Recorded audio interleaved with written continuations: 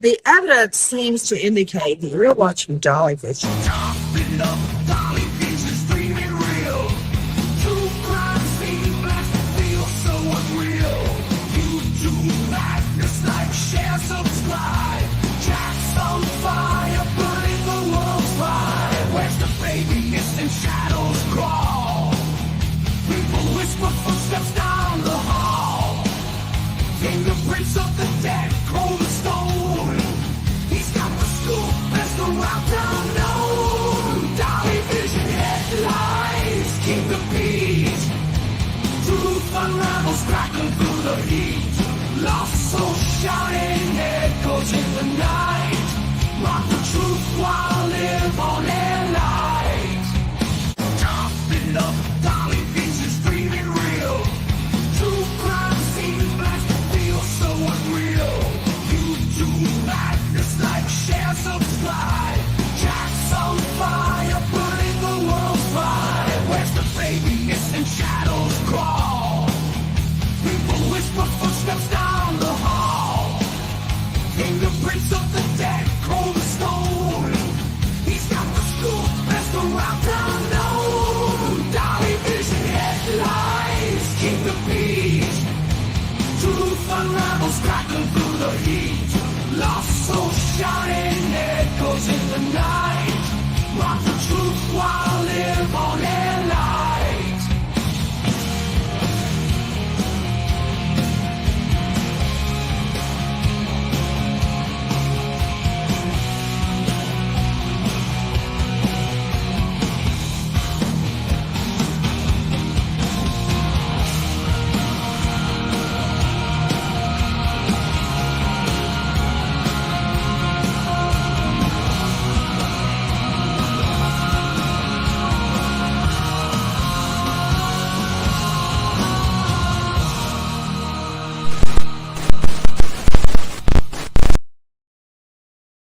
What up, my beautiful people? It is good to see you on this late Friday night. I bet y'all thought Dolly forgot about you, didn't you? Hell no, Dolly is here in the flesh.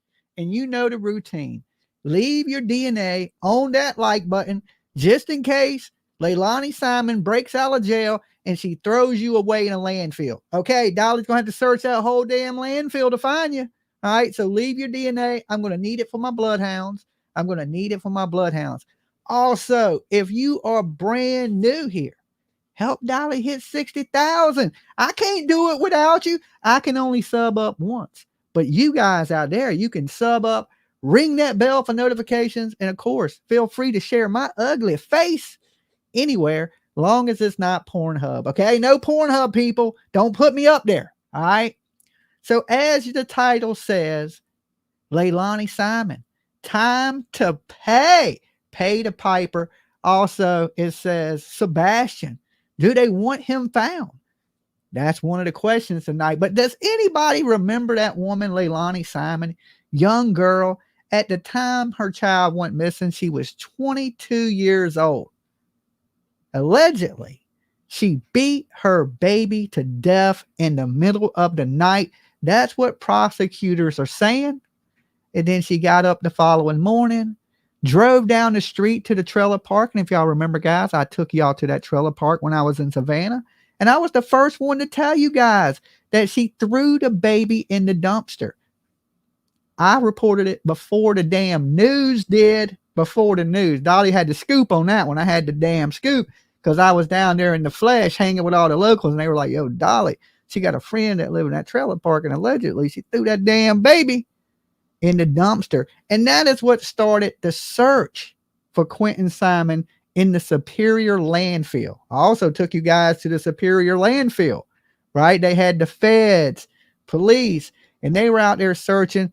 And a lot of people had little hope that they would find little Quinton Simon in this landfill, okay? Because it's a huge landfill. And believe it or not, most people that get thrown away in a landfill, they never get found. Okay, so I have very little hope. And Chief Hatley down there in Savannah, anybody remember that guy? He hated my guts. Okay, I ain't never had a cop hate somebody so bad than they hated Dolly. Okay, they just did not like my face. And even when I got locked up, Chief Hadley tried to make a joke because apparently he thinks he's a funny guy, right? So that's why I have added him to my intro. You ever notice that cop that's standing there at the end? That is Chief Hadley, just for case anybody don't know. And he said I had changed my address, and he gave the address to the police station because Dolly got his ass locked up, right?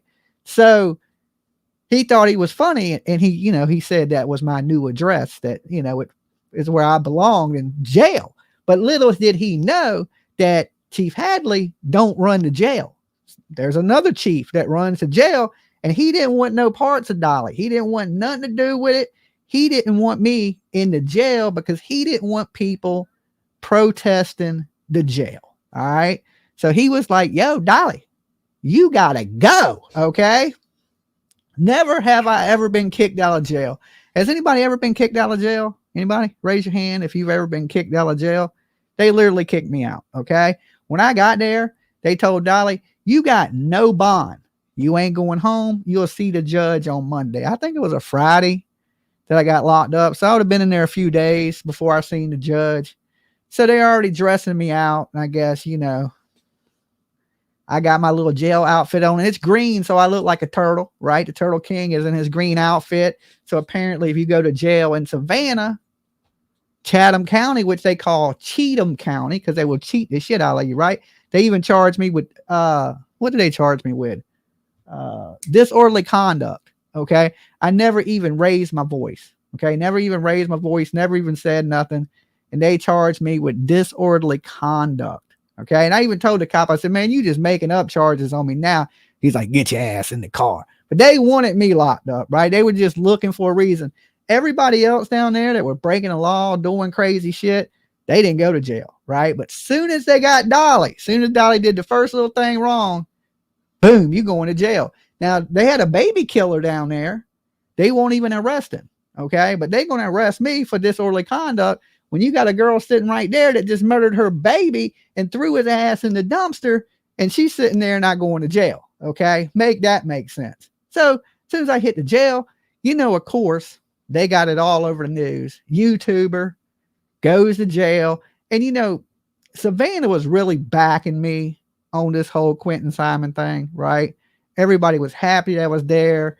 It grew majorly. It got national attention. And I believe I played a lot of parts in that. Okay. Some people say it was a little bit of circus, and maybe it did turn into a circus there at the end.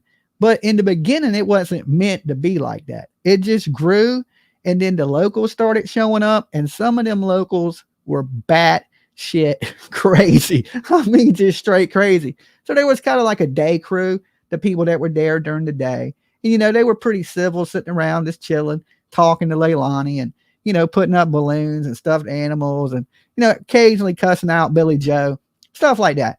But then at night, the locals came out there. Okay. It was nothing but locals out there late at night, and they were raising straight hell all night long. I mean, from dark to 2 o'clock in the morning, they were completely rampaging in the driveway, running up, beating on the house.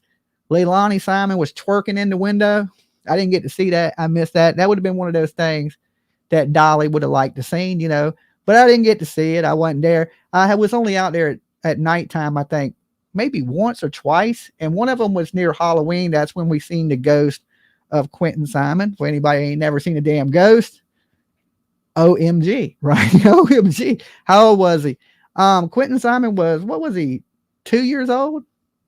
Okay. He's a young man. I believe he was 2. It's been so long now, I can't quite remember, but he was a small child, toddler age child. And it was heart wrenching. It was really heart wrenching. And, there's a lot of things people don't know that, Billy Joe is Leilani Simon's mother. Billy Joe is the one that had custody of Quinton Simon, but she left Quinton Simon there with Leilani after Leilani lost custody of her, because she is a welder. So she went to work and left the baby there. And that's, of course, when Leilani Simon unalived little Quinton Simon, allegedly, according to the police, by beating him to death. Now, we don't know because we ain't heard her defense. Now, I can tell you what she told me. Okay. I can tell you exactly what she told me because, I was able to talk to Leilani in person, and she told me that Danny, let me give my warnings first, okay? So I don't end up getting sued for nothing. Dolly Vision's for entertainment purposes only. We talk news, rumors, gossip, speculation, theories, mixed with a little comedy. So don't take nothing here as fact, okay? I'm an idiot. Do your own research. Also, the caller's opinions tonight are theirs and theirs alone, not to reflect on the Dolly Vision. And remember, everybody is innocent to proven guilty in a court of law, even Leilani Simon. And the biggest of all, and I mean this one you got to pay the closest attention to, don't try to be Dolly at home. It is dangerous, super dangerous, okay? You may die. Don't do it, okay? You've been warned. So anyway, allegedly the police are saying she beat Quinton Simon to death. Now, here's where it gets tricky, and there's going to be some trigger warnings and things like this that I'm going to talk about tonight. Is that when she threw Quinton Simon into the landfill, okay, this is bad. He was ran over by bulldozers, heavy machinery, and he was scattered through the landfill. Now, they only found partial remains of Quinton Simon. That means they didn't find all of them. And they asked them, when they found the partial remains, they said, are you going to continue searching? And of course, Chief Hadley at the time said he didn't know what was going to happen, but they had partial remains of Quinton Simon. What happened was they stopped searching. I guess they thought they had enough bones that he was there, and they sent those bones to Quantico. All right. So now we're talking, what are we going on? 2 years, roughly about 2 years. So they send the bones to Quantico. They do DNA testing on the bones, and it comes back that the bones are little Quinton Simons. All right. Still to this day, Quinton Simon has not been buried. And here's the thing, with partial remains that were out there for 30 days, over 30 days, in the Georgia heat, okay, crushed by bulldozers, buried and unearthed. How do you determine how this baby died? So they're going to use in court, which you see by the title, Time to Pay the Price for Leilani. Okay. She goes to court the 9th, which is in 5 days. Dolly will be at that court hearing. There's no way I'm missing this. Okay. So I already today got my vehicle ready to go. I got my vehicle out the shop. My truck is doing better than ever. Right. So it's ready to hit the road. I got my Wi-Fi hooked up. I got my generators in it. I got everything pretty much ready to go because, I have to travel through some of the, the bad stuff that happened with this storm. All right. So I want to make sure that I have enough gas cans, everything to make sure wherever I'm at, I'm good to go. Okay. AC, TV, just the basic stuff I need to survive, food, to last me just in case, gas stations, long lines. I heard there's a lot of long lines in Georgia, long lines in South Carolina and stuff like that for gas. So I got to be a little prepared for anything that could pretty much happen. But like I said, she goes to court the 5th, and I already know who's testifying against her. She has a friend that she had spoke with that is testifying against her. The babysitter is testifying against her. And now listen, the defense attorneys is trying to get this thrown out because they're saying, I can tell you what their argument is. They're saying all this stuff in the past ain't got nothing to do with that day. Okay. Now, you can argue that in court because you're here for one thing. You're here for what happened on the day that Quinton Simon went missing. You're not here for the year or two how you acted before that. So they're trying to get some of this thrown out to where these people can't testify to old shit just to make Leilani Simon look bad in front of a jury, which I think, of course, they should be able to because so many people witnessed her bad behavior, but they didn't witness her murder Quinton Simon. Okay. So you're testifying to something that don't have to do with the murder. You're testifying to somebody's behavior prior to this. They also want to bring in her journals. Okay. Which she was writing in this whole time because apparently Leilani kept journals. Now, here's the thing. The journals were turned over by Billy Joe, her mother. Billy Joe has raised 2 murderers. Okay. I think she got 4 kids. There's Paul, there's Michael, one dude's in prison, and Leilani. Okay. So two of her 4 kids are in prison for murder right now. Well, Leilani's still in jail. Okay. Crying about her colored pencils, and she's got a GED. And there's so much I could go into about Leilani Simon. It's just her darkness, her coldness. But one of the things she told me, and I know she's going to argue this in court, right, is that Danny was beating on the kid. Okay. She told me that. She has also told me how long she had been clean off of drugs and that Danny was beating the kid. So her argument, if she continues to go with what she told me, then this is almost like an Adam Montgomery, Kayla Montgomery case. Most likely they're going to bring Danny in and he's going to point the finger at her. She, especially if she has a good defense attorney, is going to start pointing the fingers at Danny. Now, Danny was there the night that Quinton was unalived. Okay. Then shortly after that, he takes off. He goes to North Carolina. Okay. To stay with his mama, all drugged out. Apparently both of them were drugged out on some pretty hard drugs. And you could literally see Leilani coming off the drugs. You can see she's getting a little bit better each day, but still seemed pretty soulless, pretty dark. And she did seem like she didn't care. Like you would think a mother would be super totally upset that her baby is gone, right? I see number 275. We got almost 700 people in the room, guys. If you ain't hit the like button, hit the like button, all right? If you haven't got on the Dolly train tonight, get on the Dolly train. Keep Dolly alive, okay? So the girl was pretty dark. She was pretty cold. And what she told me is Danny was the one beating on the kid. Now, do I believe that? Nah, I don't believe that. I believe that Leilani had been beating on that kid for quite some time. Now, here's the thing. And for you guys that followed me down there, I didn't give out all my sources of who told me what. Okay. Because at the time, it just wasn't, I couldn't really tell you because some of the people that were telling me things were kids. All right. Kids in the neighborhood. And I mean, kids like ride your bike, little kids were coming up to me, Dolly, this is what I seen. Dolly. And you'd be surprised what kids seen. But listen, I don't blame any of these kids for not doing anything. Cause a lot of times when you're a kid, you don't know what to do. Right. Who I do blame is the adults. And I blame the adults around there because she was beating this kid out in the front yard. She smacked the kid into the damn backhanded the kid into the street. Right. And then you got the dude next door, right? The fry guy, for you guys that remember him. You have the old pervert man across the street. The house to the right of them, nobody was in. And the house next to that, across the street next to the old man, was a firefighter that didn't want to have nothing to do with it. Right. But here's the thing. All these people in the neighborhood are at fault. All these people seen this baby being beat on and didn't do nothing, right? Because I caught a lot of heat about, oh, y'all disturbing the neighbors.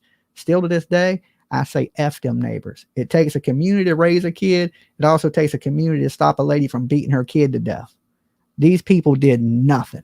So to me, they're just as responsible. If you turn a blind eye to something, I'm a strong believer in you see something, you say something, right? This baby there's no reason this baby should be dead right now, right? Because people should have did what was right on that block and called the police. Now, like I said, a lot of minors knew what was going on. I mean, kids anywhere from the ages of 11 to maybe, I would say even younger than that, maybe from 10 to 14. All right. Right. Roughly around teenage years had seen a lot of this. Right. And one of the kids was actually in the swimming pool with Quinton Simon. I'll share this story with you guys. And she asked Leilani, could Quinton get in the pool with her? And Leilani was really calm, she said. And Leilani told her, yeah. All right. Then the little girl, right, as a little girl, puts floaties on Quinton because apparently Quinton Simon couldn't swim. She puts floaties on him, gets into the pool, and she's in the deep end with Quinton Simon. So she says that Leilani Simon went into the house, right? And she's just out there playing with Quinton. They're having a good old time, just kids in the pool. And all of a sudden, Leilani comes back out the house, real calm, she said, real calm, and says, hey, let me see Quinton. So she swims over to the side with Quinton, hands her to, well, basically, Leilani snatches Quinton out the pool and starts beating him pretty severely, whipping him over him having floaties on. Apparently, that enraged her. But the little girl said when she came out, she was calm, like, hey, let me see Quinton. And then went into a rage. Right. And now I never seen that rage in Leilani, right? But the little girl said she flipped a switch like that.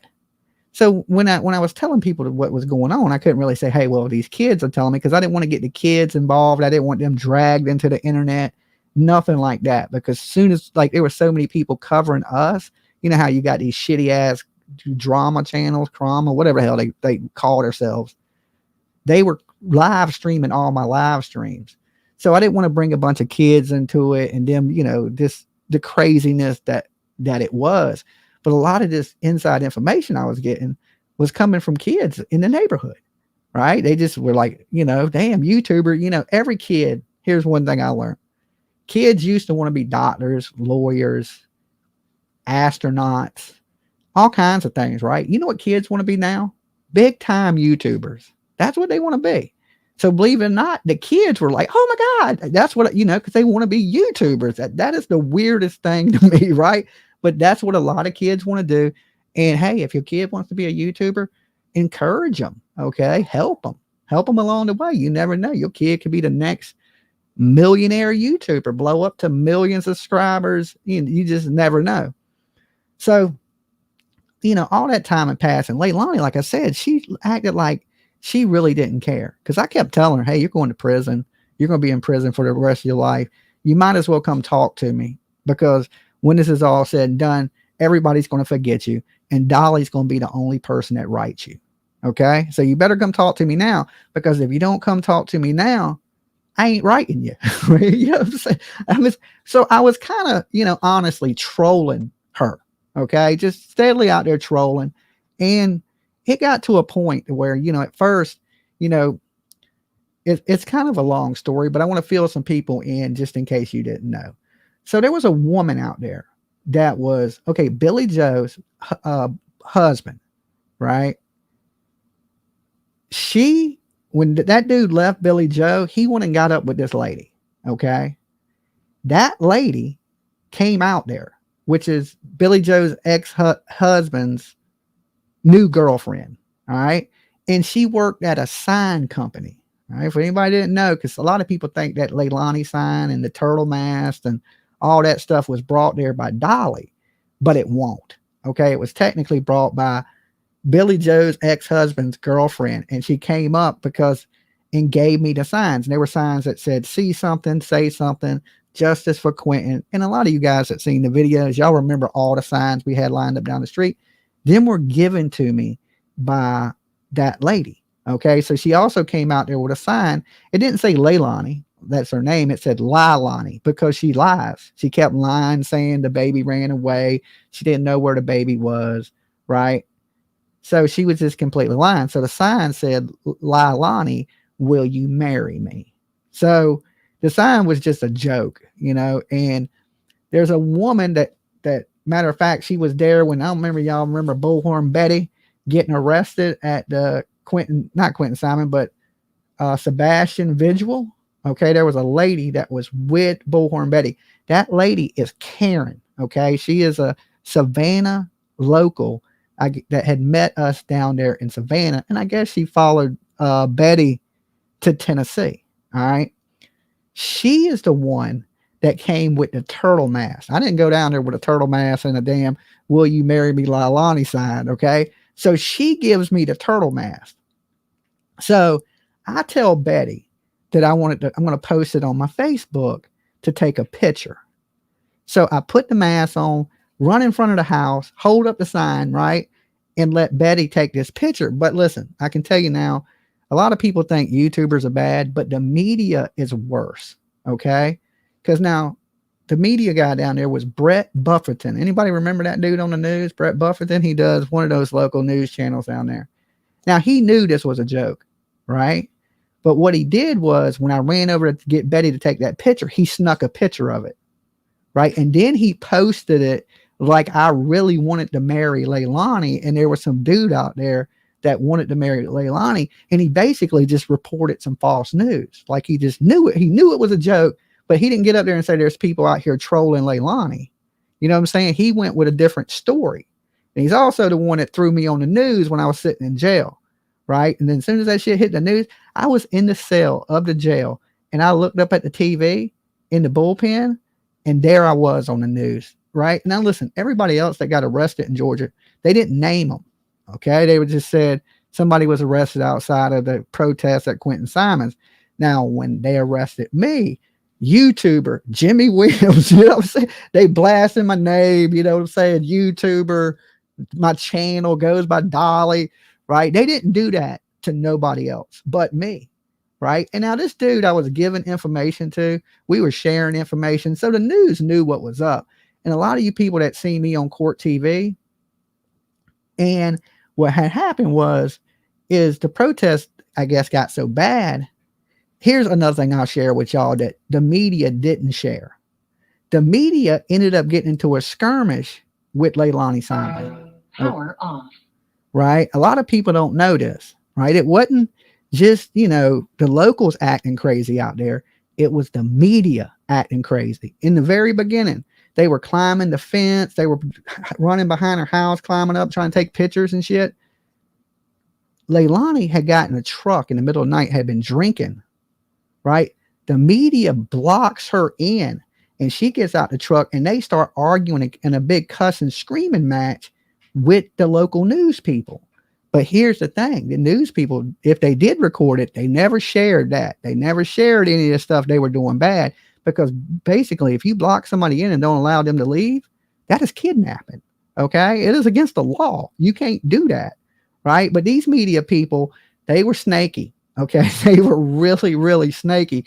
And I was so surprised because that was my real first experience with all these news channels, and how they would report something false, how none of them, all the news people that talked to me talked bad about the other news people, right? Because they wanted the story. It was, you know how YouTubers, they get in these little competitions.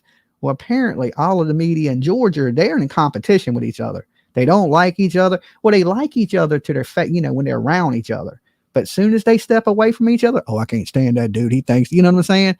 They're like that, right? So, you know, to me, if you walk away from somebody and you talk shit about them, when you walk away from me, you would probably talk shit about me too. I can't stand people like that.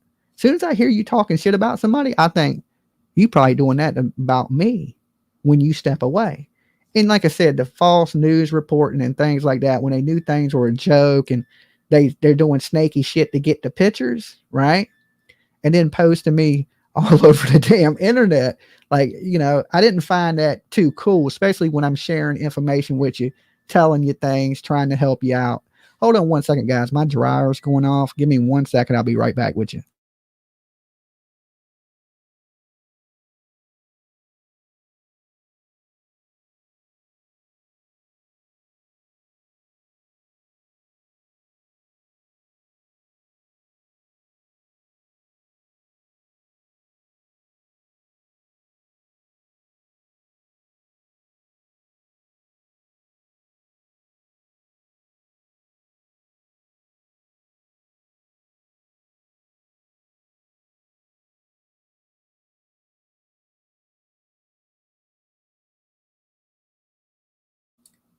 Okay, I'm back with you.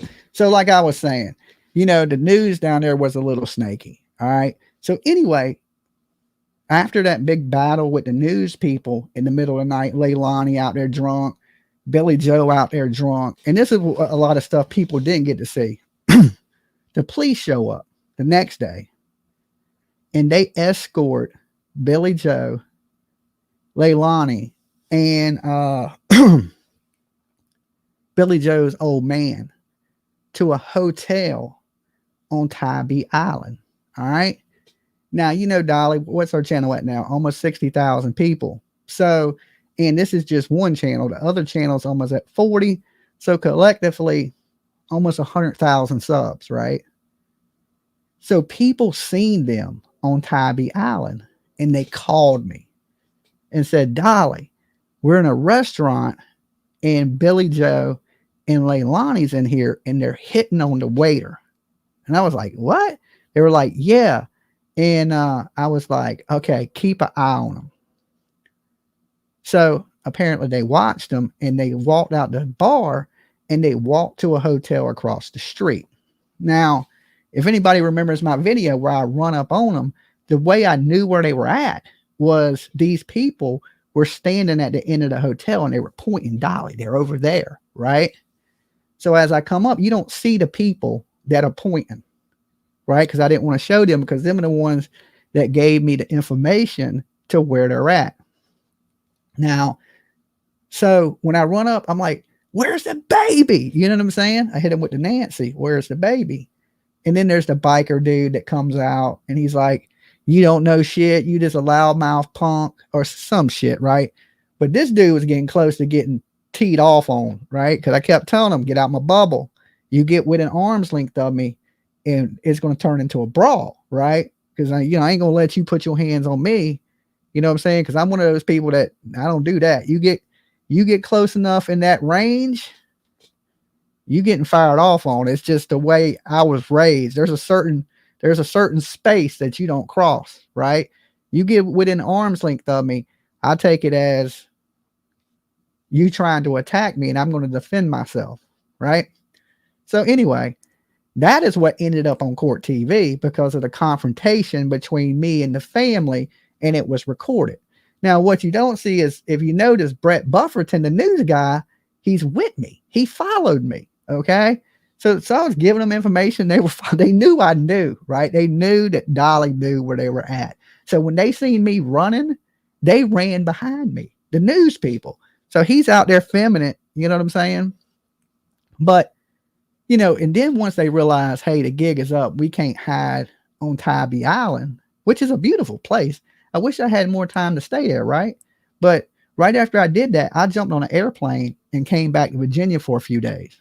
And then I flew back down. Or I drove back down. I can't remember. I either flew down or drove down. I went like 3 different times down there, so I can't quite remember. But I know I flew back that day. Right after that happened, we had to floor it from Tybee Island to the airport in Savannah because my plane was leaving. And I made that plane with 2 minutes left to get onto the plane. I was actually the last person to board the plane. All right. So if I'd have been 2 minutes later, they was bolting the door shut. You never saw that? Okay, well, you can find me on court TV. It shows the whole clip of me in the altercation. Well, it shows me telling a dude don't get in my bubble, right? And then, you know, all the hate channels talking about Dolly's bubble and shit like that. You know, like this dude was going to beat me up or something. There was never no time I feared this guy at all. He was drunk and he was blowing liquor into my face, right? And I was just thinking, dude, you know, you don't want this smoke, old man. You know what I'm saying? You don't want this smoke. I was more worried about hitting him. But what people didn't see, this is another thing, right? And this is what these haters didn't see, is there was also 2 police standing there behind me. Okay, you just can't see them on the camera because I'm holding the camera this way. They had pulled up, got out their car, and was just standing there, right? Watching it. They didn't tell us to stop arguing or anything. They just stood there and watched it.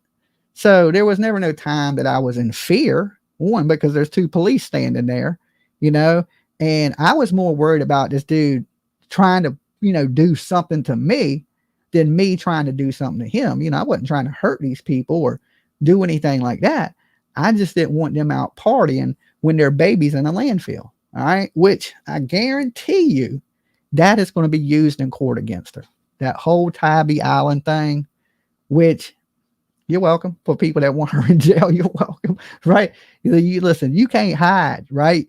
You think that dude, the bounty hunter dude with the blonde hair, I find you too. Right. You can't run from Dolly. I got a big base all around the country and somebody will see you. Right. And that's what happened to her. So then, of course, they get back to the house and, you know, what happens? 2 months later, they finally find Quinton Simon, and they arrest her right before Thanksgiving, right? So Leilani got to spend her Thanksgiving in jail. And here's the crazy thing about that is Leilani had the same look on her face when she was cuffed walking through that Sally port as she did when she was sitting in the front yard. She didn't give a damn, right? She wasn't crying. She wasn't sad, completely emotionless, just like she was in the front yard. There's one other thing I'll never forget. Billy Joe, which we called at that time Billy Jawbone, okay? Because this lady was completely meth out her head, okay? I mean, just out her mind. I mean, her jaw was like, just total crackhead jaw, right? And she is in the front yard so drugged out of her mind. I mean, just completely gone. I mean, she's speeding at 100 and 200 miles an hour.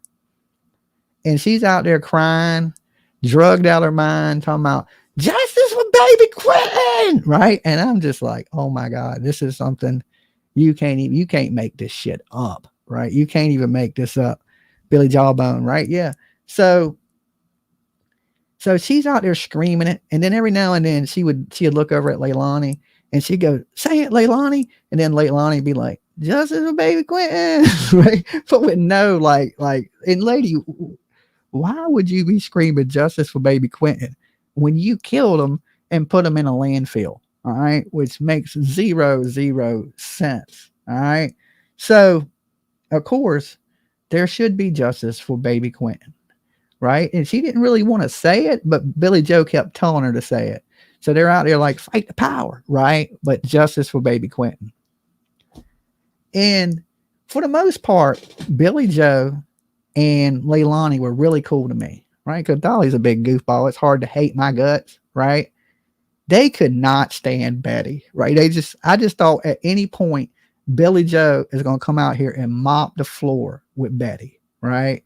So I was just kind of like, it's just a matter of time before Betty catches an ass whipping, right? That's what I thought in my head. I was like, this woman's going to come out here and just stomp a mud hole, right? Because Billy Joe, she's a big biker woman. And she looks like she can get it. She looks like she's about it.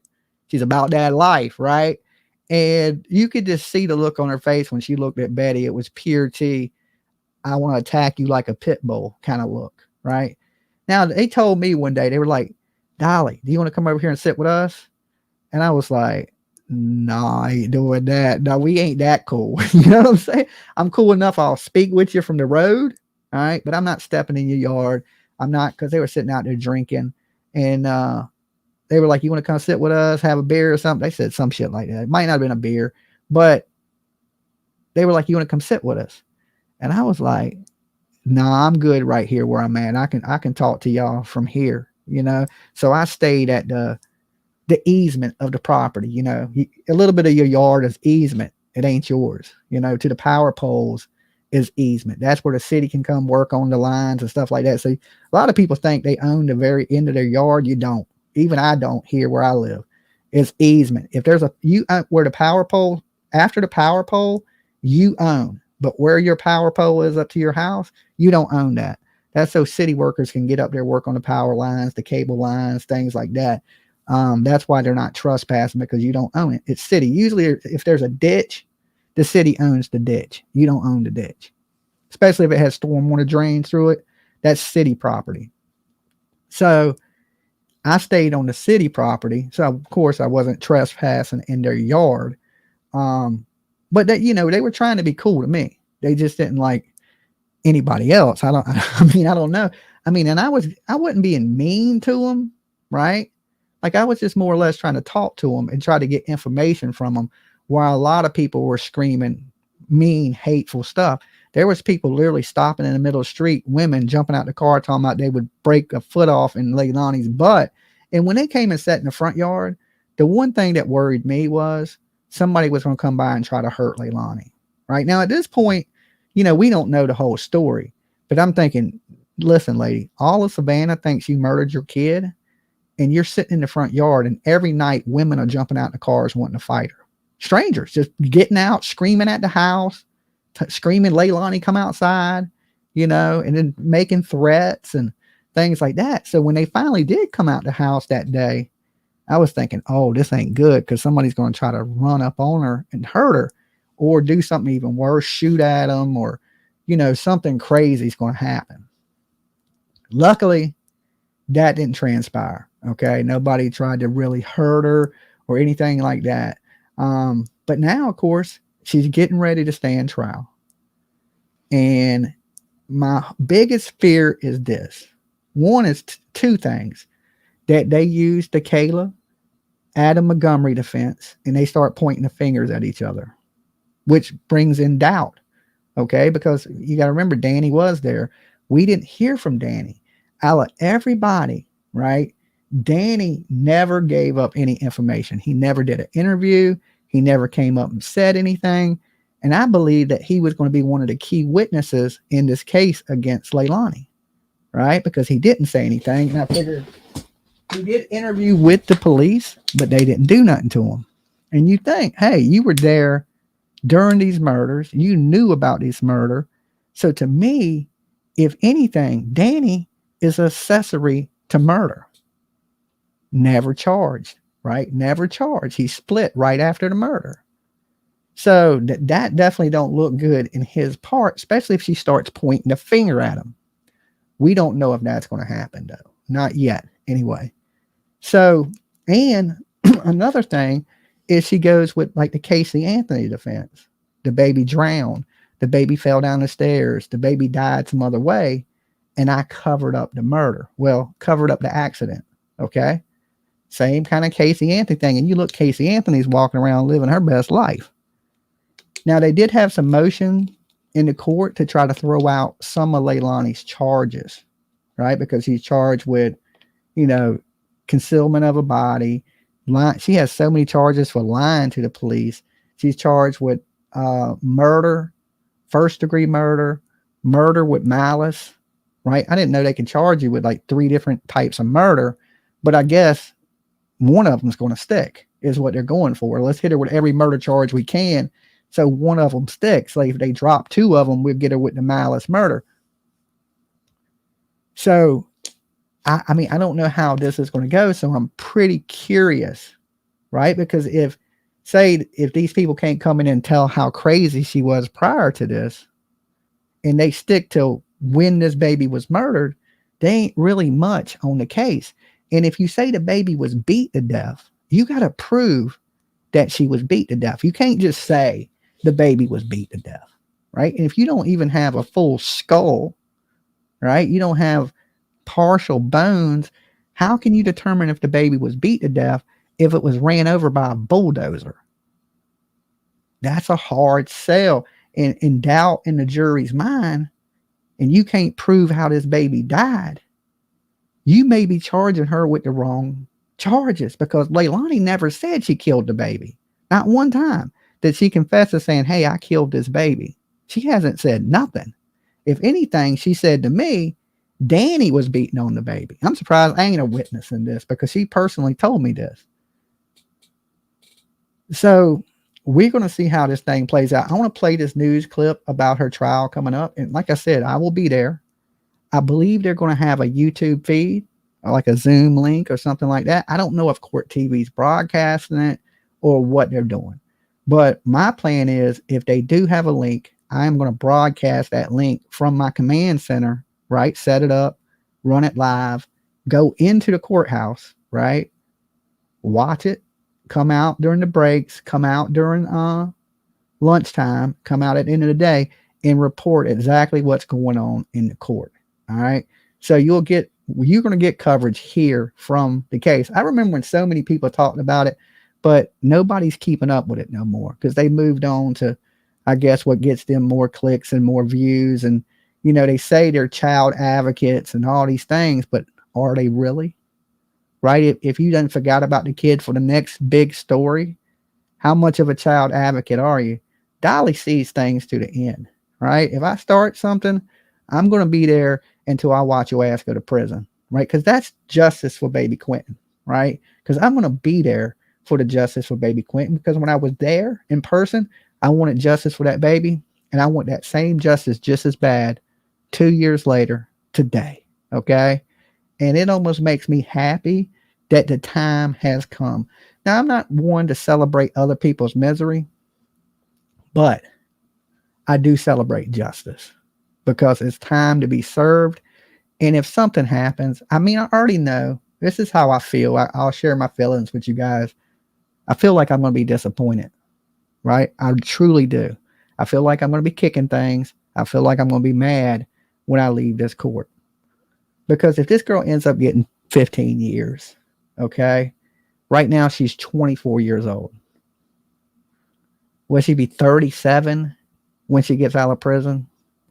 Is that justice for baby Quinton? I don't think so.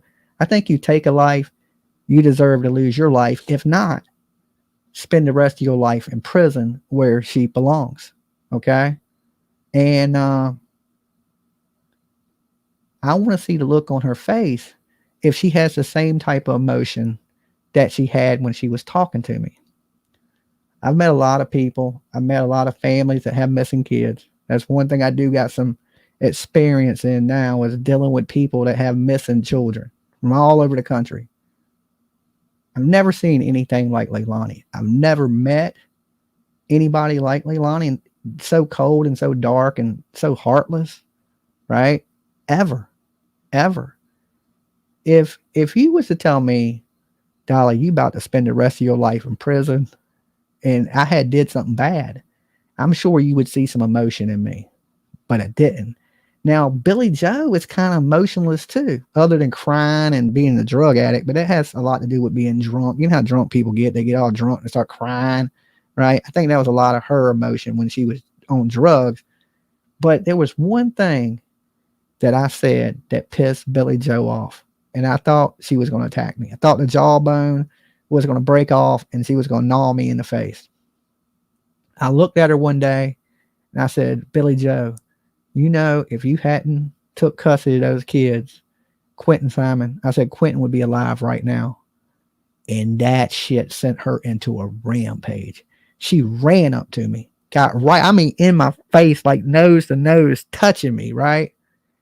Talking about, you're messing with the wrong one today, right? And she just snapped, right? She's in my face screaming. And at this point, she said, you got the wrong one. That's what she said. You got the wrong one. And then she steps back a little bit and I go, Billy Joe, nah, I got the right one. I got exactly the right one. That kid would still be here and you know it. And then from that anger turned to tears. All right. Cause she knew what I said. Look, the truth sometimes will cut you deep. She knew I was right. She knew good and well. Now I'm sure Billy Joe didn't want Quinton Simon dead. You know, I'm sure she didn't. She did raise two murderers, and thank God, you know, now she wants custody of the kids. They're in foster care, right? So she's motioning the courts and stuff like that to get custody of the other two kids. That worries me. Like, listen, you let one of them die. I mean, I hate to say it, and I'm going to see Billy Joe again. I'm going to see her in just a couple days, right? She's going to be right back and looking at me, right? And I don't know how she's going to react when she sees me. You know, it's died down. Hopefully she'll be calm. But at the same time, I'm thinking, should she have these kids? And that ain't to be mean. And Billy Joe, if you out there watching, that ain't to be mean to you. This is, you know, sometimes, like I said, sometimes when you say truthful things, it hurts, right? The truth sometimes really, really hurts. And if you ask me, I mean, I don't know what Billy Joe has been doing right now. So I really don't know. You know, she could have changed her life. She could have left the drugs alone, stopped drinking, you know, but I don't know. I just look at it like, hey, you know, you let one child slip through the cracks. You may let well, Leilani's not around, but you have your other kids around and you raise two killers. How we know the other one and the other boy she got has the smartest mouth on him. He acted like he wanted to fight from a distance. You know what I'm saying? He was running his mouth at me, but he wouldn't do it up close. He wouldn't, because he's a little tiny, scrawny ass dude, right? And he would run his mouth from the front door, sitting on the porch, but he wouldn't get close to the easement. You know, he wouldn't even get close to it, right? And he was saying some shit to me, and I was like, hey, why don't you come over here and say that? You know, I wasn't even being mean to him. I was like, just come over here. Come on, man. Come over here and talk to me, right? but he was running his mouth at me, and I was like, come on, just come. He would not get off that porch. He was not doing it, right? So you never know. She may have 3 killers. This little dude, he may end up turning out to be a little damn monster because he had a slick ass mouth on him, right? And he's popping off like he's some big tough guy, and like, I'm a small dude, right? I'm a little dude, and this dude was tiny to me, right? So I was thinking, dude, you ain't got enough ass to back that mouth up. There's just no way, dude, you have enough ass to back that mouth up. You might as well just be quiet. But with all the, what I'm saying is, you got violent people in your house. Not that he sounded violent, but when it push come to shove, he was just a sissy, right? But you just don't know. I mean, I don't trust it, and that may be bad, why you giving Billy Joe a hard time. She didn't do it, right? But she turned a blind eye to a lot of things, and she raised 2 killers. Do we put babies in the hands, small children now, right? Do we put these small children in the hands of somebody that done raised 2 killers? I mean, odds, we playing the odds here. Maybe you going for the trifecta, 3 killers in the same house for murder. So also while I was out there, her son drugged this dude into the woods, robbed him, shot him, killed him. His cousin was out there. And, she's out there saying, they done murdered one of my family members, and they tried to cover it up, the family. So you got a family full of people that try to cover things up. They done murdered people. And one thing about the journals, Billy Joe handed over the journals, Leilani Simon's journals. Well, let me ask you this. Do you think she took anything out of it? Do you think there might be some pages missing out of that journal? You think she wanted her daughter to go to prison? I don't think so. I don't think she did. She was defending Leilani the whole time, right? She was trying to hide Leilani, lying right along with Leilani. So how do we know she didn't destroy any parts of that journal? We don't, right? So I don't think there's going to be anything in that journal that is too incriminating. I don't even think I said that word right. On Leilani, right? Because Billy Jawbone would have got rid of it. The police never went and took the journals, right? But now they're saying there's signs that she beat his baby to death. But at the time, they had no evidence against her to arrest her. So what does that tell you? They didn't find anything in the house. If they would have found something in the house, they would have arrested her. But they didn't, right? So that tells me they didn't find nothing in the house. They don't have anything but what people are saying. There's no real physical evidence to the crime. And that, I wish you talked politics. Well, I don't really talk politics, because I think politics divide people, and I'm more about bringing people together. I love you no matter if you're on the left, right, middle, white, green, purple, alien. People do enough stuff to divide people, and politics is one of those things, right? I love everybody no matter what. If you like Joe Biden, you cool with me. If you like Donald Trump, you cool with me. If you like I don't know who else is, Elon Musk, Joe Rogan. I don't care who you like in this world. Like, that don't matter. Your own beliefs should be your beliefs. I don't push my beliefs on other people. All right. I hate that shit. Right. So like I said, I'm more about bringing everybody together to have a good discussion, not making everybody mad and fight and have differences in the chat room. Right. That's really why I don't discuss politics, and I'm not really into politics. I don't follow it enough to discuss it, because I would sound like a big dumbass, because I don't know about it. What I do know about is baby killers, true crime, and searching for people. That's it. If it's out of that realm, I don't really know too much about it to discuss it. I know that don't go to a P. Diddy party. Okay, I can give you that advice. I don't care if you Republican or Democrat. You want to keep your booty safe. Stay away from that place. Okay, I'm a poet and didn't know it. So the more of this story is, this is one of my questions. When I open the phone lines, I want to ask you guys, what should happen to Leilani Simon? Do you think something, that she won't get convicted of these murders? And the second question I got for you guys, do you think that Billy Jawbone Joe, okay, let me stop picking on Billy Joe. I'll just go with Billy Joe for now. Jawbone is when she was on drugs. I don't know what she's doing now. So we'll go with Billy Joe. Do you think Billy Joe should get these kids? Right?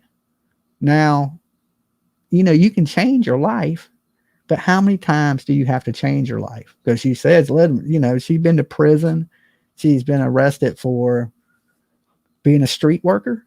I'll just be nice about it. I'll use the street worker, working girl. Okay. Drugs. She's raised 2 killers, and she wants custody of these kids. And the sad thing here, guys, it also is they still haven't buried Quinton Simon.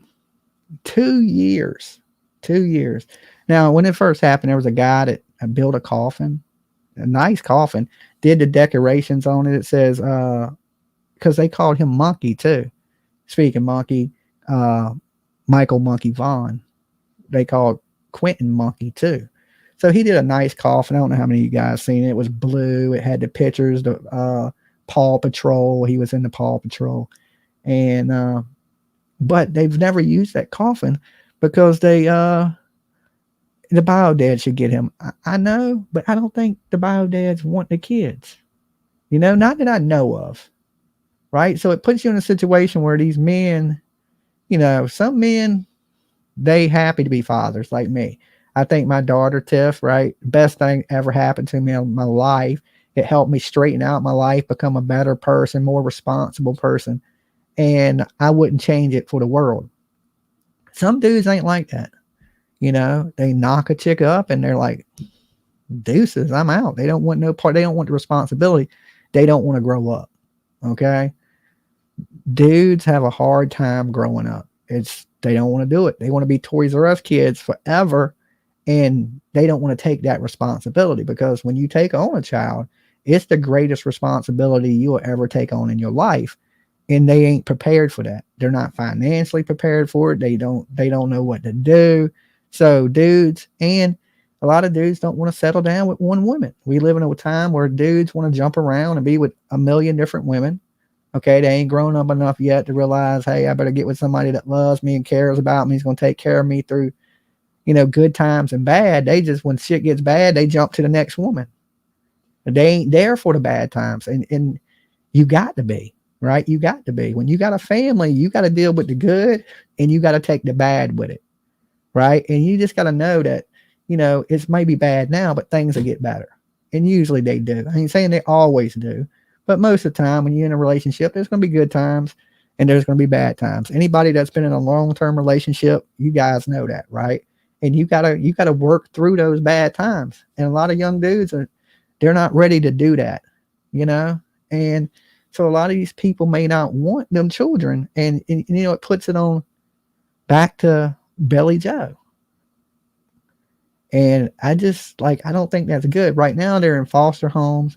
They're probably with foster parents, and it's not good to uproot children. Look at Harmony Montgomery. All right. Because I think a lot of this is going to play out in the Quinton Simon stuff. Look at Harmony Montgomery. She was with a nice foster family.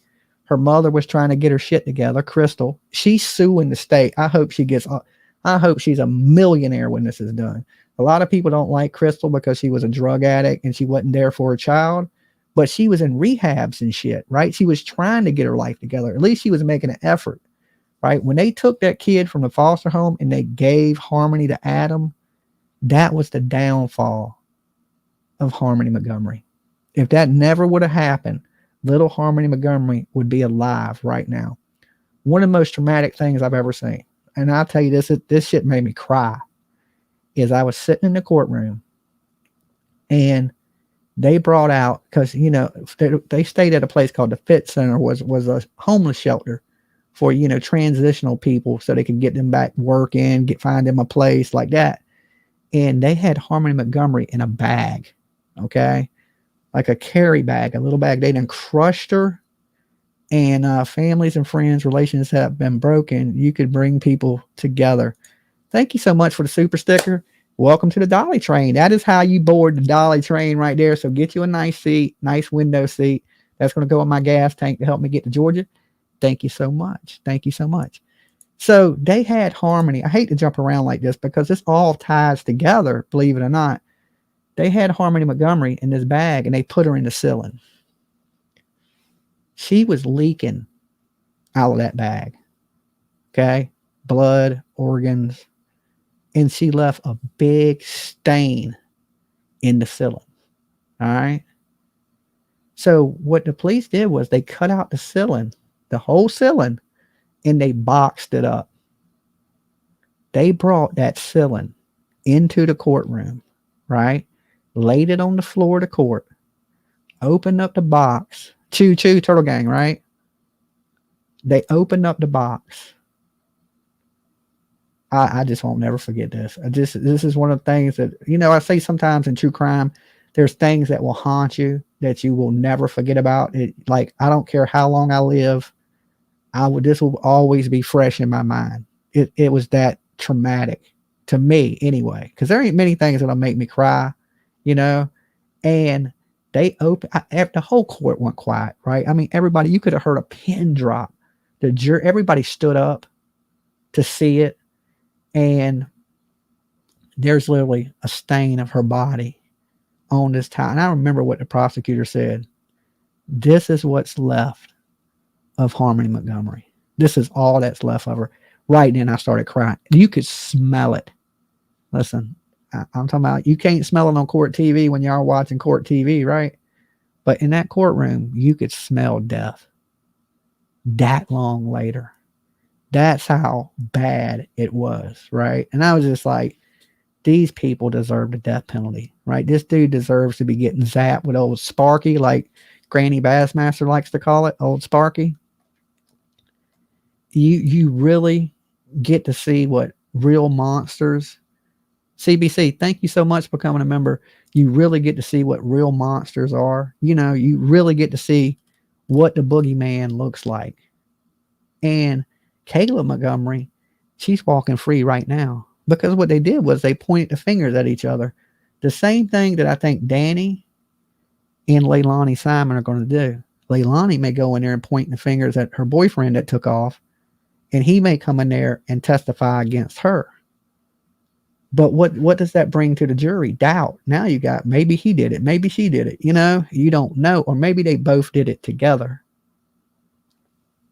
So anyway, I'm going to open up the phone lines, and then we're going to get into a little bit of the, Sebastian, aka Baby Bear, right? Mama Bear, Papa Bear, the three little bears. Hey, listen, like I've been saying, I don't trust any of the bears.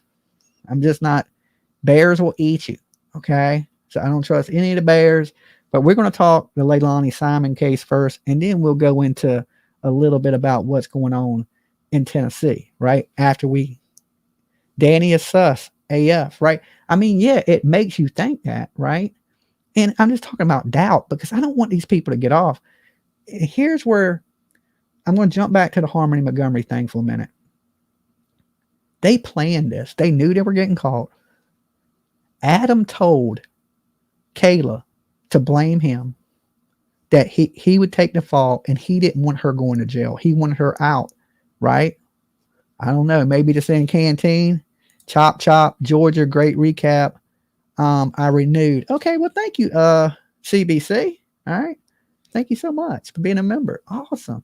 Especially if you rejoin, that means you didn't get sick of my face yet, right? That's rare. That's rare, okay? So, they knew they were going to get caught. Adam told her what to say. And I guarantee you right now, she's writing Adam. And she, you know what she said? That she would testify if she could get one more day with Adam. This girl really thought that the police would let her have one more day with Adam Montgomery in her brain. I'm looking at this girl like she reminded me a little bit of Leilani. Okay. She almost looks like Leilani a little bit in a chunkier way. She's a little bit chunkier than Leilani. Shit, not about almost the same age. She's literally pushing a dead baby around in New Hampshire, right? Listen, New Hampshire, I hate to say this about anybody in here from New Hampshire, raise your hand. Y'all still got crackheads, okay? I hadn't seen a crackhead in 5 years till I went to New Hampshire, right? And that shit looks like zombie land, okay? There's so many crackheads walking around that you won't even believe it, right? right now, Virginia, we don't really got crackheads anymore. We got junkies asleep on the corner and shit. You know what I'm saying? Dead people. But we don't really got crackheads climbing out the window with your microwave anymore. Okay. So when you from New Hampshire, okay, then you know what I'm talking about, right? You know what I'm talking about. You know I'm telling the truth, right? You know I'm telling the truth. So I go walking around the city in New Hampshire, and there is literally everybody's cracked out their mind, right? I'm thinking, holy crackheads, Batman. It's like a little behind in time, right? Like y'all haven't caught up with the rest of the United States yet, right? Like, still pawn shops and shit, it's just like, y'all don't shop on Amazon. I don't know. I don't know. Right. But definitely a unique place.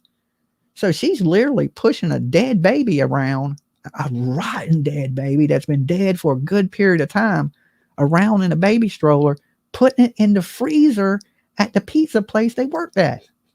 Okay. Adam worked at a pizza place. They're storing the baby in the refrigerator at the pizza place. Can you imagine if you ate a pizza from a place that had a dead baby in the refrigerator? A rotten dead baby in the refrigerator? Can you imagine that? That is so sickening, right? So, they had it planned. Now, I just don't want to see this same thing happen well, it's already happened because look, Danny ain't been charged, right? He ain't even been charged. Why not? If you dare and you watch this lady beat this baby to death and you did nothing to stop her, right? You did nothing. Ain't you just as responsible as her? You knew she hid the baby. You didn't tell on her, right? You didn't go tell on her. You didn't call the police. You were part of this crime. Your ass should be in prison for the rest of your life, Danny. Right? You're no different than Kayla Montgomery. That you just Danny Montgomery. That's it, right? You the same as her. The only difference is she went to jail for a little while and you didn't. It is absolutely sickening. It is absolutely sickening. And my biggest fear is something's going to happen and this girl is going to walk. Now, somebody convince me I'm wrong because it probably make me feel better. But I've had this feeling for like 2 years that she may get 10 years, 15 years. But really, when you're that young, that ain't shit. She's already served 2 of it, right? That time counts. So what is she going to be out in like 13 years? That ain't justice for this baby. Did Harmony Montgomery get justice? No, absolutely not. He got 40 years for murdering that baby, beating that baby to death at a red light, allegedly. I don't think he beat the baby to death at a red light because, I took y'all to that red light. It's a really busy intersection. You would have seen a person beating a baby and, traffic and reaching behind your seat and trying to beat somebody. It didn't make a lot of sense. I truly don't believe that's the way the murder went down. I believe they murdered the baby in the car, but when they were at Tone Capone's house. Anybody remember that drug dealer that was like the nicest drug dealer? He was feeding them, letting them live in their car. I mean, helping them move shit. Like, he had to be the nicest drug dealer ever. And he was proud of it, right? He got up in the court like he was a celebrity because, it was on court TV. He's like, this is my big day. He was like, yeah, they call me Tone Capone on the streets. And I'm just thinking, you gotta be shitting me right now, right? You gotta be shitting me. The drug dealer's just like, he chill as hell. We even went to Tone Capone's house, his apartment building where the murder took place, where they said they hid the body on the snowbank. I went by, and the crazy thing, it was wintertime and the snowbanks were there. So we got a real good look at what, the area at the time and how they hid the baby and things like that. So I just hope that, nothing bad happens that I'm thinking will. I hope I'm just completely wrong in this. Georgia trip $9.99. I got to your channel after that was a scary. What was that? Apparition. Okay. You got here after that? Yeah, well, a lot of people found this channel during, the early Gabby Petito days. And then, of course, there was Summer Wells I covered for a couple years. Well, no, about a year. Then Quinton Simon, Harmony Montgomery. It's been a journey, guys.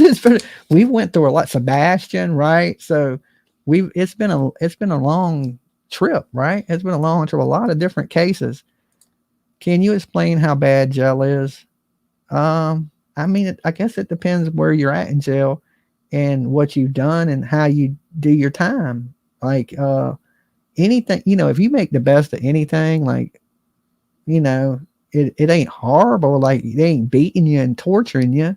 Is it really justice? If you did a minor crime, yeah, it's justice. You suffering in there, as far as what you're eating and how you living. But if you did some major crime, it ain't justice. I don't think so. I don't think jail is hard enough. I think they should be harder on criminals, real criminals. I ain't talking about somebody that stole a DVD from Walmart, or you didn't pay your child support, or, you got a DUI, or maybe DUIs, they should be a little tougher on because you could kill somebody. But, minor misdemeanor crimes where there's no, I think they should be tougher on violent crimes. Anything that has to do with violence, I think they should be tougher on. It don't seem to be the case. Murder, rape, robbery, those types of things. Sweet Jones, love you, Dolly. Thanks for keeping these precious children's names alive. Thank you, Some Cloud, and thank you, Sweet Jones. All right. I can see y'all. I can see your comments just a little bit. I don't have my glasses handy. Matter of fact, I can't find them. So I got my reading glasses, but I'm too far away from the screen to use my reading glasses. So I need my regular glasses, and I don't know what I did with them. My reading glasses are right here, but they ain't gonna do me no good 10 feet from the screen. Reggie Be Good, thank you so much for being a member. Now I done forgot where I was at. But anyway, let me open up the phone lines. I want to hear from you beautiful people tonight. The call-in numbers on the screen. What do you think about this first part of this story? What should happen with Leilani? Right? Do you think they're going to find her guilty of this murder? Also, should Bill get those other... Dolly. What's up, Richard? You the first caller tonight. You got me on speed dial?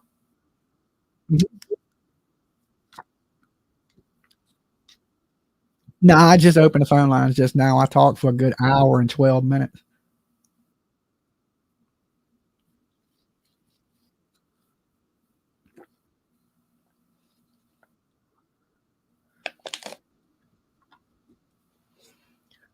I'm hoping.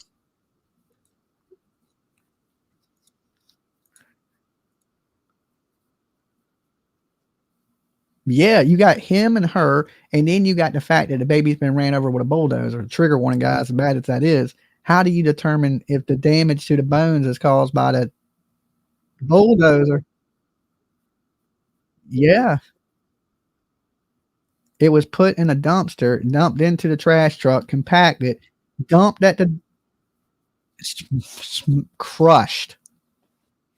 How do you prove she beat the baby to death when the bones are crushed and it's been ran over by a excavator and shit like that? Is hold on. I got to share the screen so they can hear you. They can't hear you yet. Sorry about that. Oh, I got it. I see what you're talking about. Okay. Cool. They should be able to hear you now. Okay. But and as far as like you said, who's Danny? That's the dad or whatever. Danny was her boyfriend at the time. He's a little dude with some little dreadlocks. Looks like So it's gonna be like Jen Soto. He didn't get charged. She's not getting charged. It's gonna be like that, I guess. He was a nappy haired white boy. I don't know. He looked kind of silly.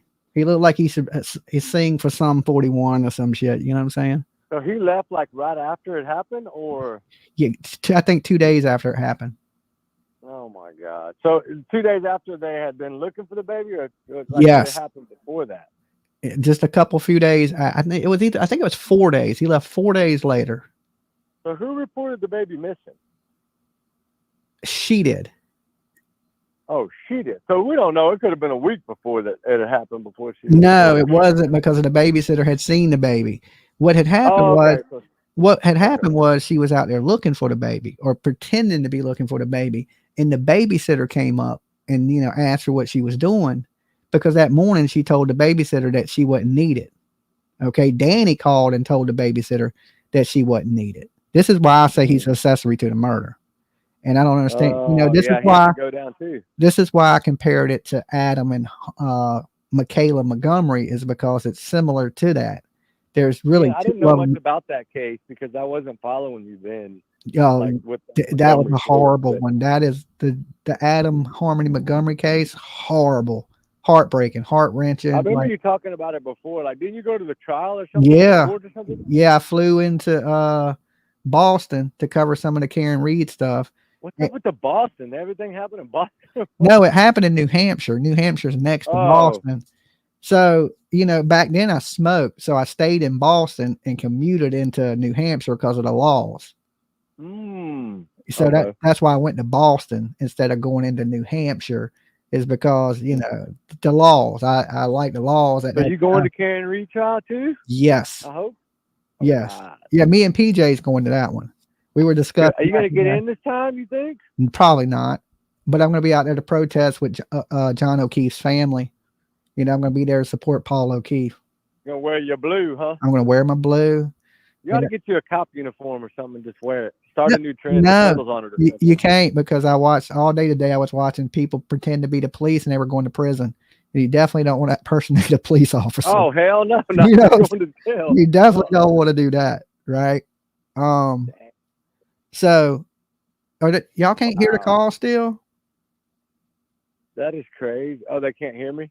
That's even better than I can just visit with you, huh? I didn't say I did. Okay. I think they can hear you, but hold on. Let me reshare it just in case they can't. Hold on.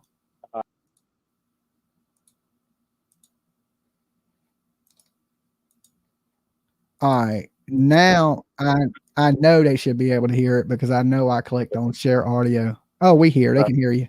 I'm going down to Florida Saturday. We're going to go tomorrow down there and take some stuff and drop it off, and then for those people. But I saw JLR posted something today about they cut people off of like FEMA and all that down there. Why? I don't know. I don't get into the conspiracy end of things, really. You know what I'm saying? Okay. And to me, there's so much information coming out, and I try to tell people don't believe everything you see on the internet. Yeah. But there could be like that TikToker found a rug. Yeah, found a rug today. They thought it was a body. Everybody's sharing that there's a body. The dog laid down. Yeah, well, the dog. The reason they dug. The dog laid down in the. The canine dog. Yeah, laid down, and that's why they dug it. Well, remember when they were out there searching for Sebastian, a canine dog laid down too, and no, he laid down in the woods at this. Oh, that's right. I remember that was. Remember, JLR was out there, and the dog laid down, and there was nothing out there. That was an animal buried there. I hate to be a dog hater because I love animals, but I really don't. Truthfully, I don't. I lost a lot of faith in canine dogs during the Brian Laundrie case when he was laying right there, and 100 different dogs walked right past him. I was thinking, well, damn.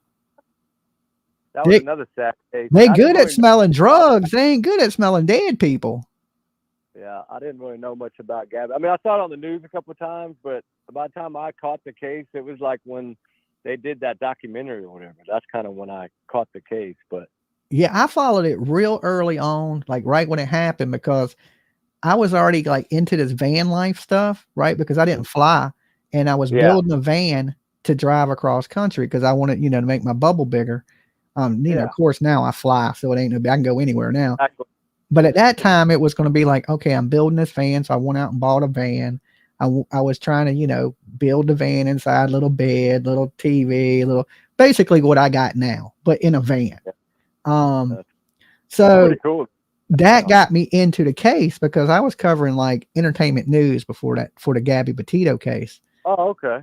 And, just like shit with like P. Diddy and shit, just shit that's happening to entertainers. And you'd have been all over the P. Diddy thing then. Huh? Yeah, of course. I would have been all over it. It would have been a million P. Diddy videos, right? But you think J-Lo's going down too? I don't know. I don't do entertainment news no more, so I don't know. Right.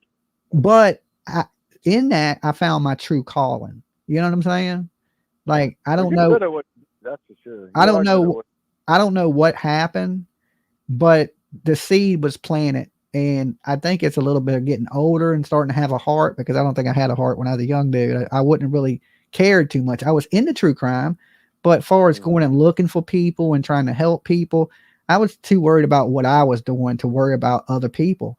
These days, I guess I got older, I got softer, and some of that dark part of my heart must have fell off, and then I got a bleeding heart, and I was just sad for everybody.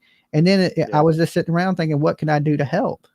And what can one person really do? That was kind of my mindset. Now I know that one person can do a lot. Oh my God! Look at those two that found the buzzards or whatever, that found that shooter or whatever. That's just crazy what people can do. So Gabby helped lead me down a path. And then what really got me, it wasn't so much the Gabby Petito. The Gabby Petito stuff may have got me interested in it, but what got me was Summer Wells. Yeah, it broke my heart. It just completely broke my heart.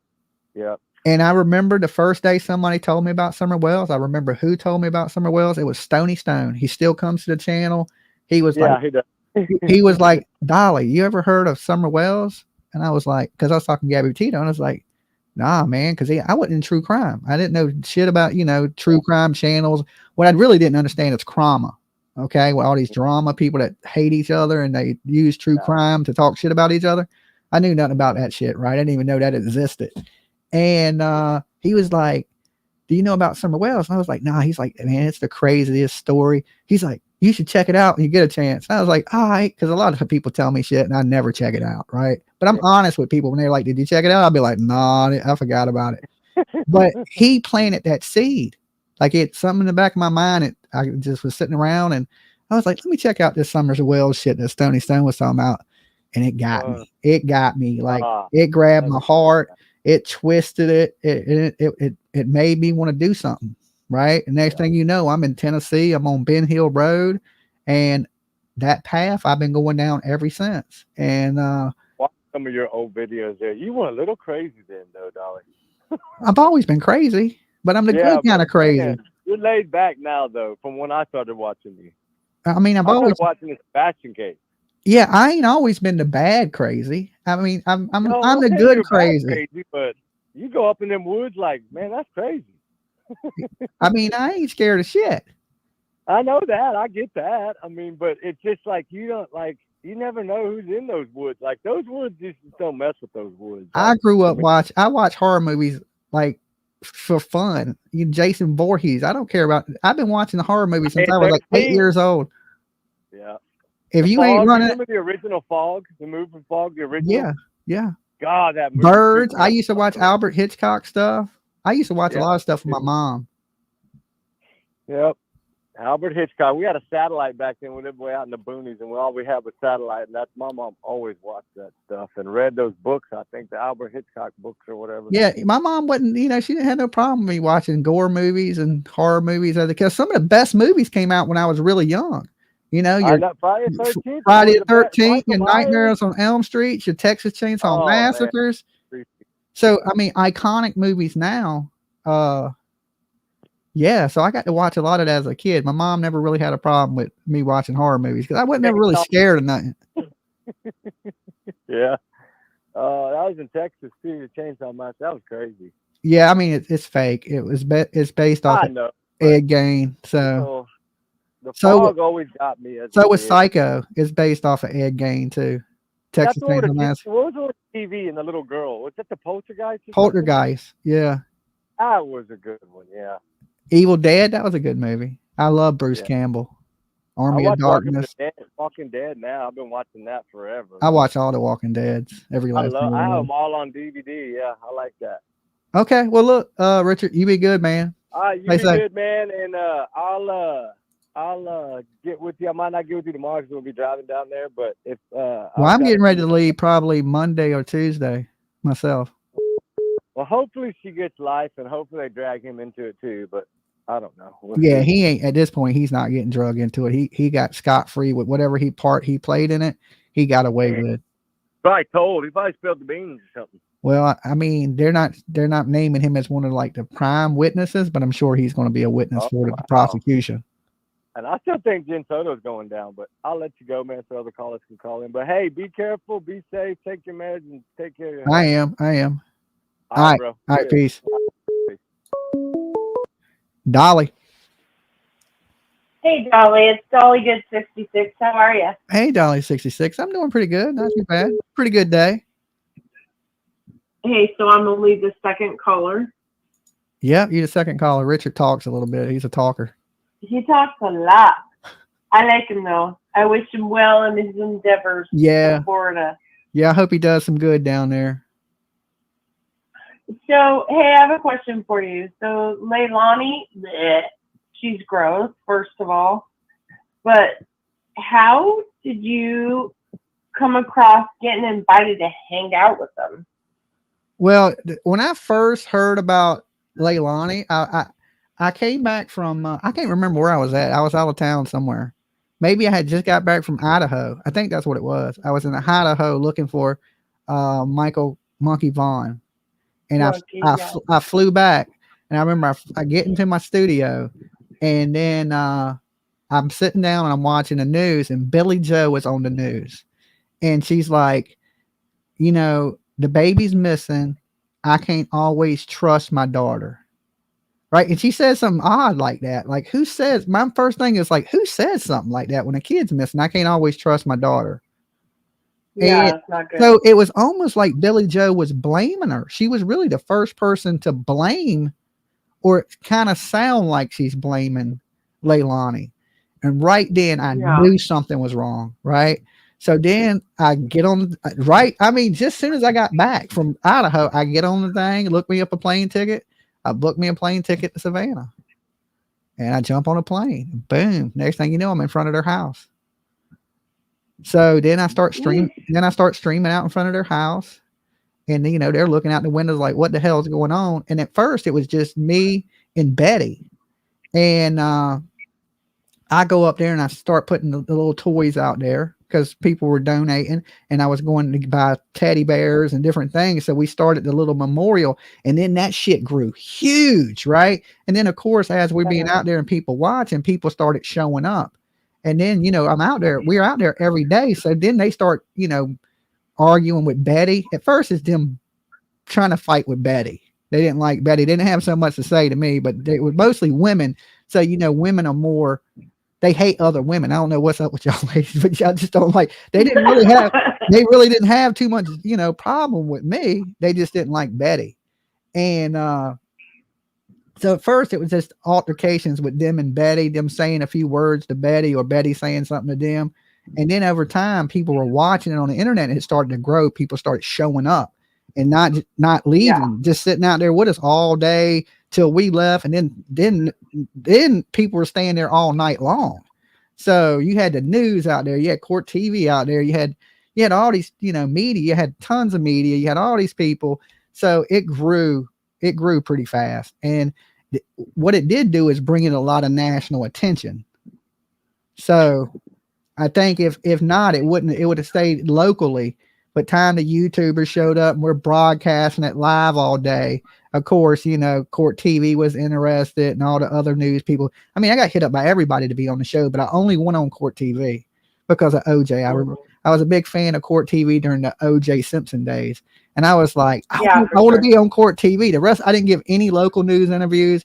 I didn't give no news interviews to any of the other channels. I mean, everybody from Banfield, Nancy Grace, everybody. The only one I did was Court TV because OJ was on Court TV. And I was like, I always figured I'd be on Court TV one day, but I thought it was going to be me going to prison and end up on Court TV. Not that I was going to be doing something good and end up on Court TV, right? But either way, I got to be on Court TV is how I looked at it. So I did Court TV. That's right. Check off. Because, of course, Betty was doing all the local media stuff, right? But I don't like to do that shit. I'm not like a media whore. You know, I don't really want to be on TV. If I wanted to be on TV, I would move to Hollywood and did that shit. You know what I'm saying? I only did Court TV because it was Court TV. Right. But how'd they invite you up to like have a beer with them? I was just standing out there talking to them, and they were like, you know, you can come over here with us. and join us, right? They had lawn chairs sitting out in the front yard, and I was like, no, I'm all right. But that's how they just asked me. And then later on, Leilani came up to me and she said, hey, Dolly, this is a good soap plug commercial. She says, I heard you make soap. And I was like, yeah. She's like, can I have some of your soap? And I was like, well, look, Leilani, I don't have none with me. I didn't plan on coming to give a baby killer soap, so I didn't really bring it with me. You know what I'm saying? And I was like, Go to the website and order it. but I did tell her, I said, listen, the next time I come back, right? Because I was jumping back and forth from Virginia, and because I was leaving a couple days at a time. And I was like, the next time I come back, I'll bring you some soap. But by the time I came back, I went to jail the same day I got back, and she never got the soap. Okay. So, but everybody was telling me, don't give that baby killer no soap, right? So, for sure. Yeah. So, and then I can't wait for her trial because that boy was so cute, and his little face and his eyes. Yeah. How do you hurt someone like that? I don't get it. Well, what I truly think is she really didn't like the baby daddy, and she had a disconnect with that kid. She didn't beat the other kids. She didn't, from what I know, nobody ever seen her put a hand on the other kids, just Quinton. So I believe it had something to do with she couldn't stand the baby daddy, and that little boy made her look like his daddy, and she was taking it out on him. Yeah, that's so sad. Yeah. So sad. So justice for Quinton. Yeah, real justice, not the justice she was out there screaming, because she was the one that did it.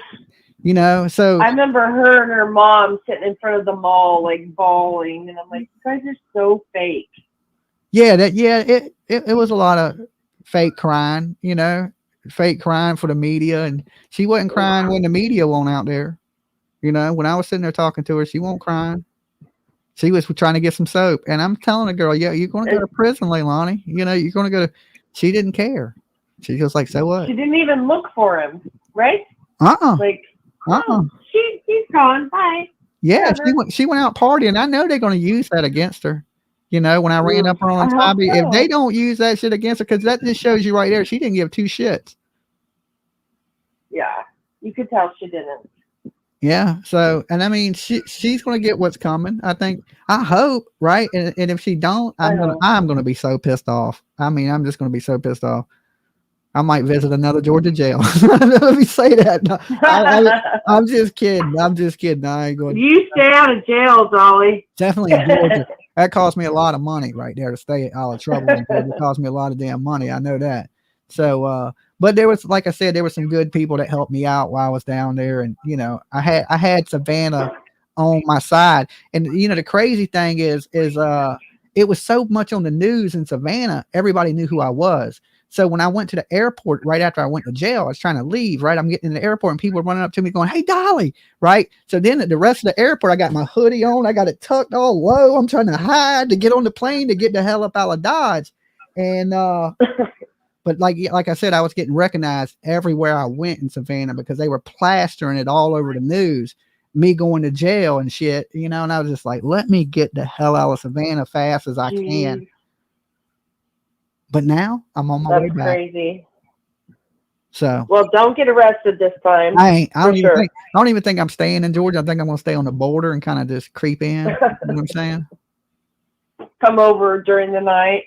Well, yeah, that's what I did the last time I was there. I got out of Georgia into South Carolina because South Carolina is so close to Savannah that you can get across. I didn't really trust the police. Right. I didn't. They were so mad at me making jokes and shit. I was like, I don't want these people. They already made up the obstruction of disorderly conduct charge. I was like, I don't want them to plant something on me or something like that. Exactly. Yeah.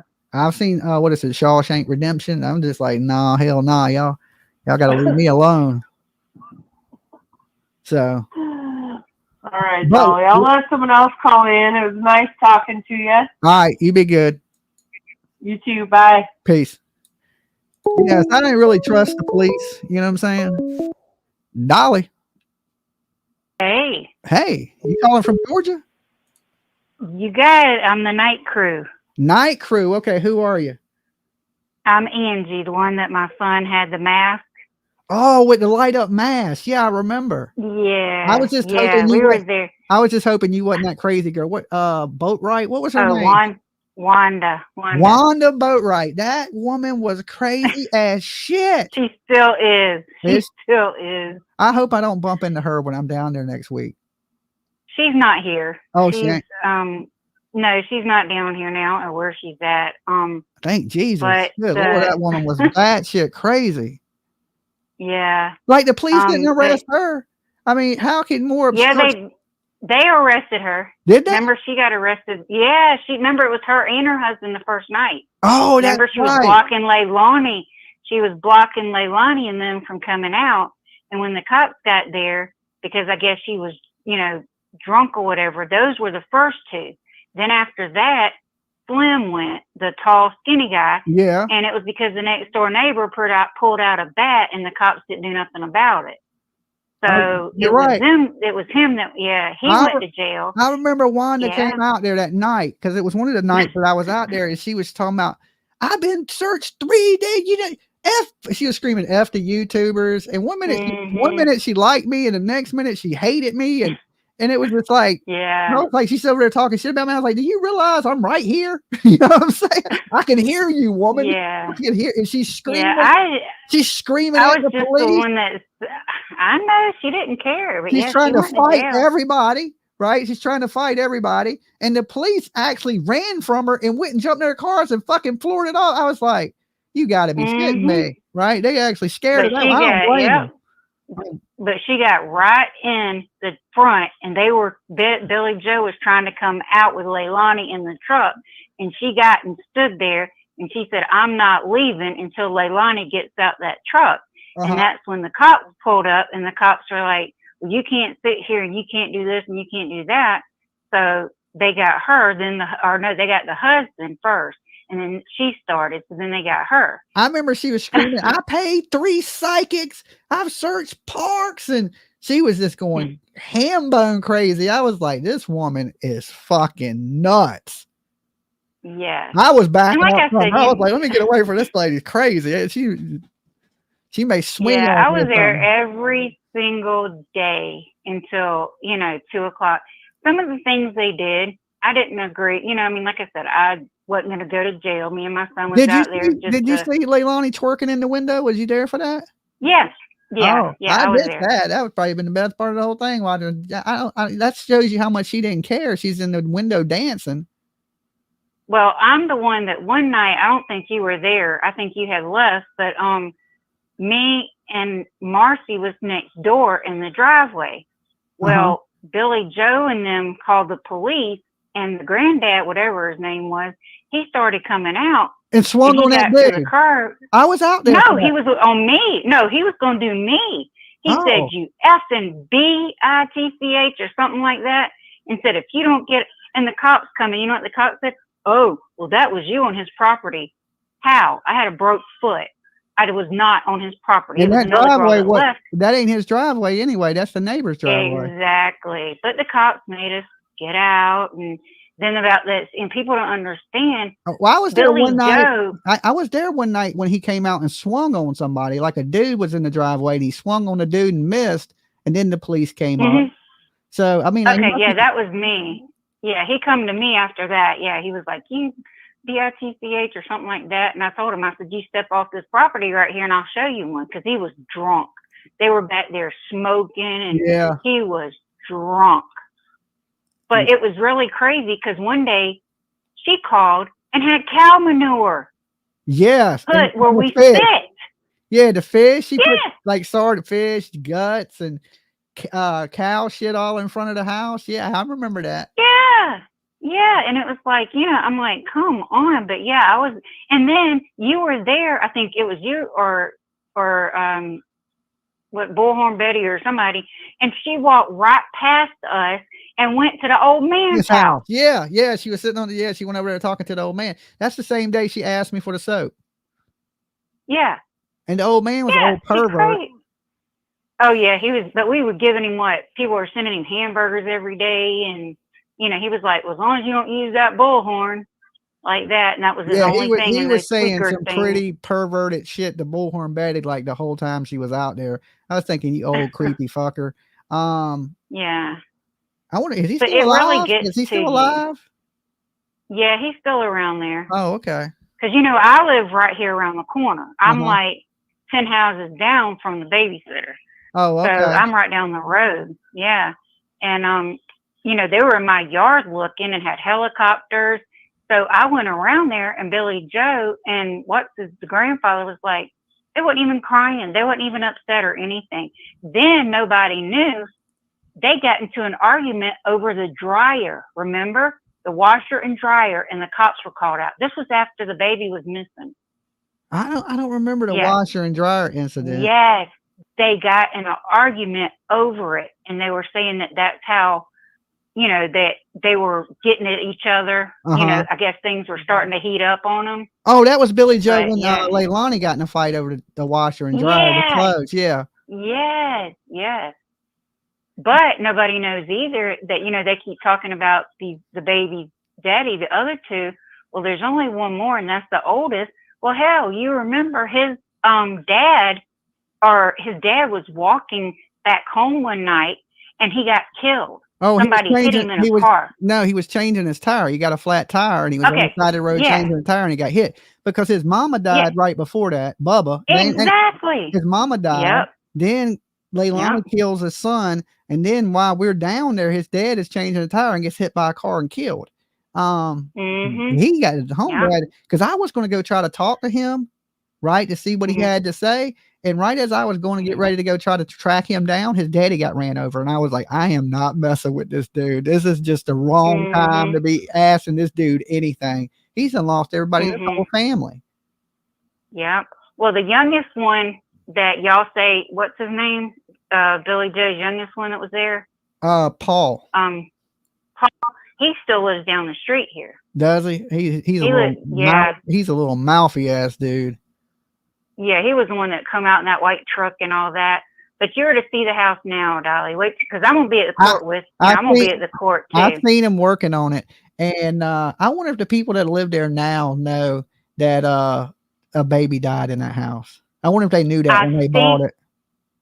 I don't know, because it sold 3 days after she put it on the market. Yeah, I mean, it's a nice house, even though it had them Amityville Horror windows, but they changed the whole front of it. Oh, they've regut. The whole house is regutted. There's nothing in there now, no walls. They're doing everything like brand new. And they're not living there.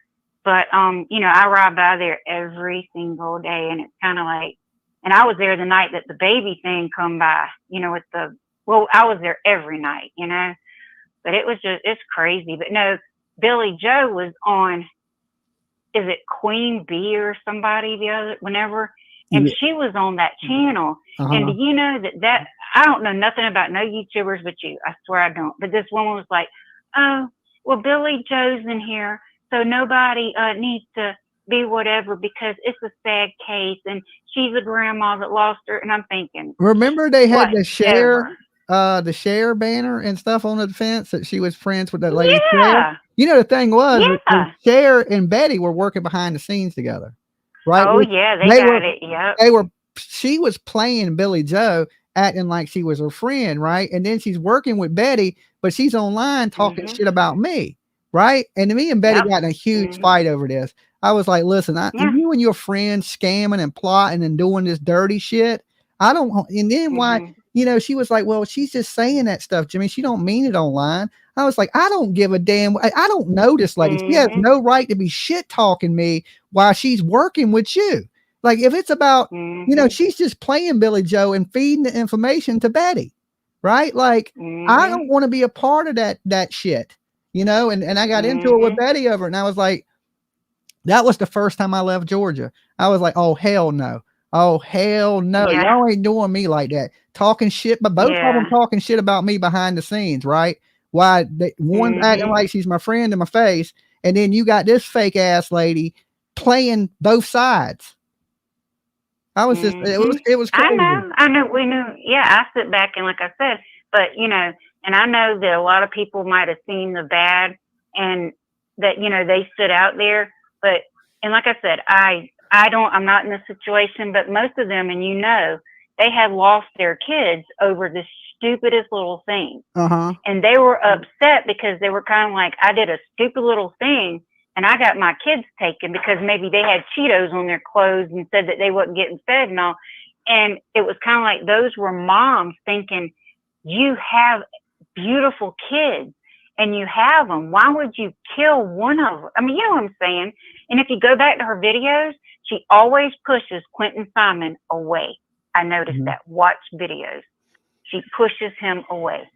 Yeah, it was definitely, it's one of those things. Like I said, I'm going to see it to the end. It was that, it stuck with me these 2 years there. And, I kept the sign, the Leilani, will you marry me sign is hanging on my wall right there in the studio, and the turtle mask. So there's not a day that goes by that I don't think about Quinton Simon, because every time I walk into the studio, the first thing when I come in the door, you see, because it's on the wall right when you walk in the door, across from it is the Leilani sign and the turtle mask, so there, like I said, hopefully I hope he gets buried, has his burial, and I just hope he's not in that casket that was made for him, because it had grandparents are on the casket. Yeah, I remember that. They had Billy Joe and the granddad, or not even the real granddad, just her old man.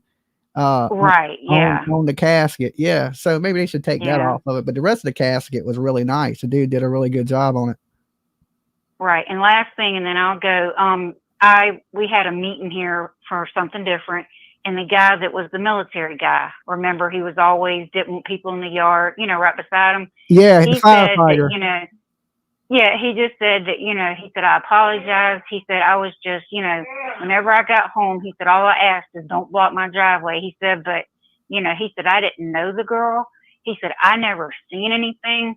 He said, so, but he was pretty cool. I mean, he really was. He just didn't want anybody blocking his driveway. Yeah, he was pretty nice to me, and he's told me he didn't want to be involved in it whatsoever. If y'all can respect that, I don't have a problem with y'all being out here.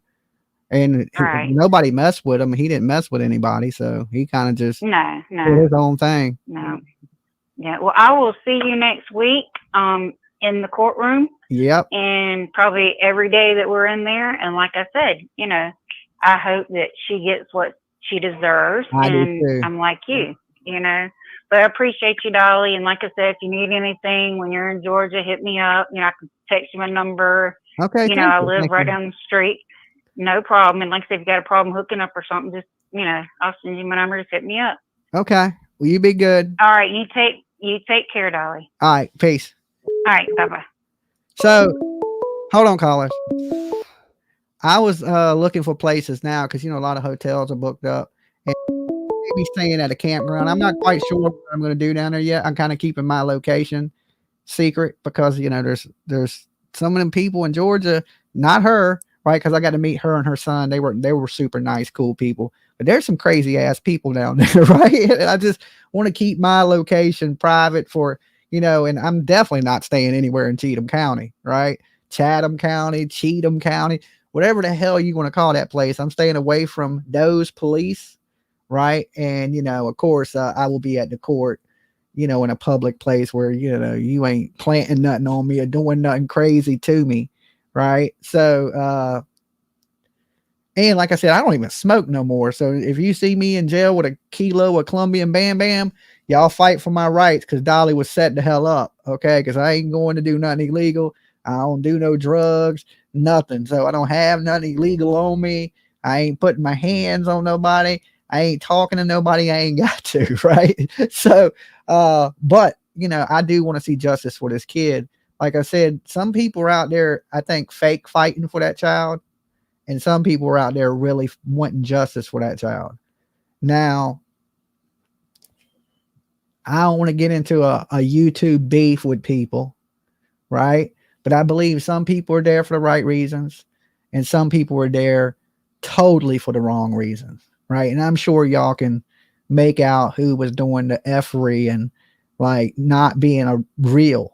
Right. And I even told Billy Joe, right, when I found out what was going on behind the scenes, like with Betty and voices behind this ball sack, I'm still mad about the lady talking shit about me. I don't know you, lady. Right. There's no you don't know me. You don't know my intent. You don't know shit about me. And to get up online and talk crap about me, I don't play that shit. right? Because I went down there because, you know, it touched my heart. I didn't go down there to be fake it till you make it type shit, right? So when they were doing that and I found out, right? And thank you for the haters. The haters leaked it, right? Some hating ass people that were hating on me leaked it, right? Like a Betty phone call or something. And I heard it and I was like, okay. And I confronted Betty about it. And she was like, oh yeah. And she's, you know, she's talking to Cher on the phone and then they're online fighting with each other and it's completely fake. I mean, 100% fake.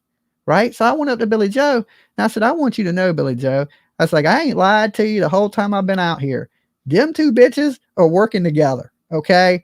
That lady's playing you behind the scenes and feeding her the information. Right. Like, and I'm getting shit talked in the middle of it. Right. And I just didn't want no parts of that. Right. And that, because it wasn't fake to me. This wasn't go do some sneaky shit for me. This was go try to find justice for this kid and fight for this little kid that don't have a voice. Right. And they may be doing that, but they're doing it more in a sneaky, fake ass way, you know, like, and then, you know, selling it to her viewers on her channel that she's friends with Billy Joe, bringing Billy Joe up there for clicks and views. And that was all it was about, right? She completely played this lady to bring traffic to her channel. And she's up there, you know, sending her shit, got a damn wish list for her. And that woman is the fakest ass woman on YouTube, right? And this is the truth. Like, I tell her to her face. And I dare her to say I'm lying. How I dare to say I'm lying, right? Say it, you know, I dare you. I dare you, woman, because I'm telling 100% the damn honest truth, right?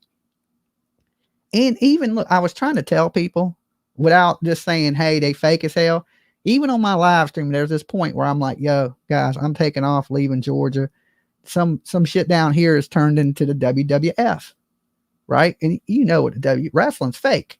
You know what I'm saying? So I was telling people this shit is fake. What you're seeing on YouTube right now is not from me, right? What you seen from me was 100 genuine from my heart.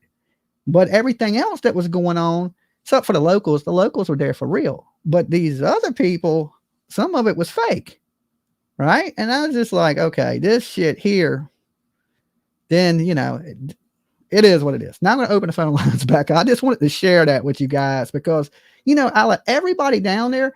I think I caught the most shit because I ended up going to jail, right? Because Hate Channel sent Eileen down there and she was talking shit about my mama, trying to spit on me. And, you know, I lost my cool, which I shouldn't have done. Dolly. Yeah. A damn time I got through here. Well, I had the phone lines closed for a second because, you know, I got a yap. I'm a talker like Richard. You've been yapping. You're on a yapping roll tonight. I mean, because that like 2 hours. That's one of them stories that kind of haunt me. You know what I'm saying? Like it really was played with my emotions a lot. You know, not to your heart. It made me a lot of it made me upset. Like, you know, people trying to spit on me and talking shit about my mama and all kinds of crazy shit. I wasn't prepared for that. You know, I'm not, you know, I'm a real person. And there's a verse that says, God's going to take away your heart of stone and give you a heart of flesh. I think that's what happened. I know this. You spit on me and we're going to war. You know what I'm saying? I don't care who you are or what reason you assault me or you spit on me, and just the disrespect from strangers. Like, listen, I ain't out here disrespecting you. I don't know you, you know, but you saying things that are like, even Georgia, they call it fighting words. There's a certain law defense that you say certain things to people. The bullhorn was spewing some stuff. But some of the things that wasn't on video she was saying, you know, was horrific. And I'm a real person. You ain't going to say but so much shit to me before I lose my cool. Really, especially that close. I mean, he's trying to spit on me and shit. I'm like, lady, you spit on me, we're going to have some real problems. You know, I don't know what diseases your ass got, you know? Yeah. I'm really afraid you're going to be disappointed in this trial. I think so too. I mean, I'm trying to prepare myself for it, Mab. You know what I'm saying? Because what do they got? They ain't got nothing. they got a few bones that have been run over by a bulldozer. They can't say there was a cut here, the skull was broken, or this or that, because they don't I have agree. custody. No chain of custody on that. I agree. So it's just it's all going to be. Brightfoot says, "Spit on me, and I'm pressing charges. You spit on me, and you better hope the police get there fast." Okay, that's what I'm saying. You better hope the police get there quick, because you ain't doing that shit to me. Hell no, I'll sit in a jail cell first. You are not doing that shit to me. I'd rather you hit me than spit on me. Huh? I'd rather somebody hit me than spit on me. Yeah.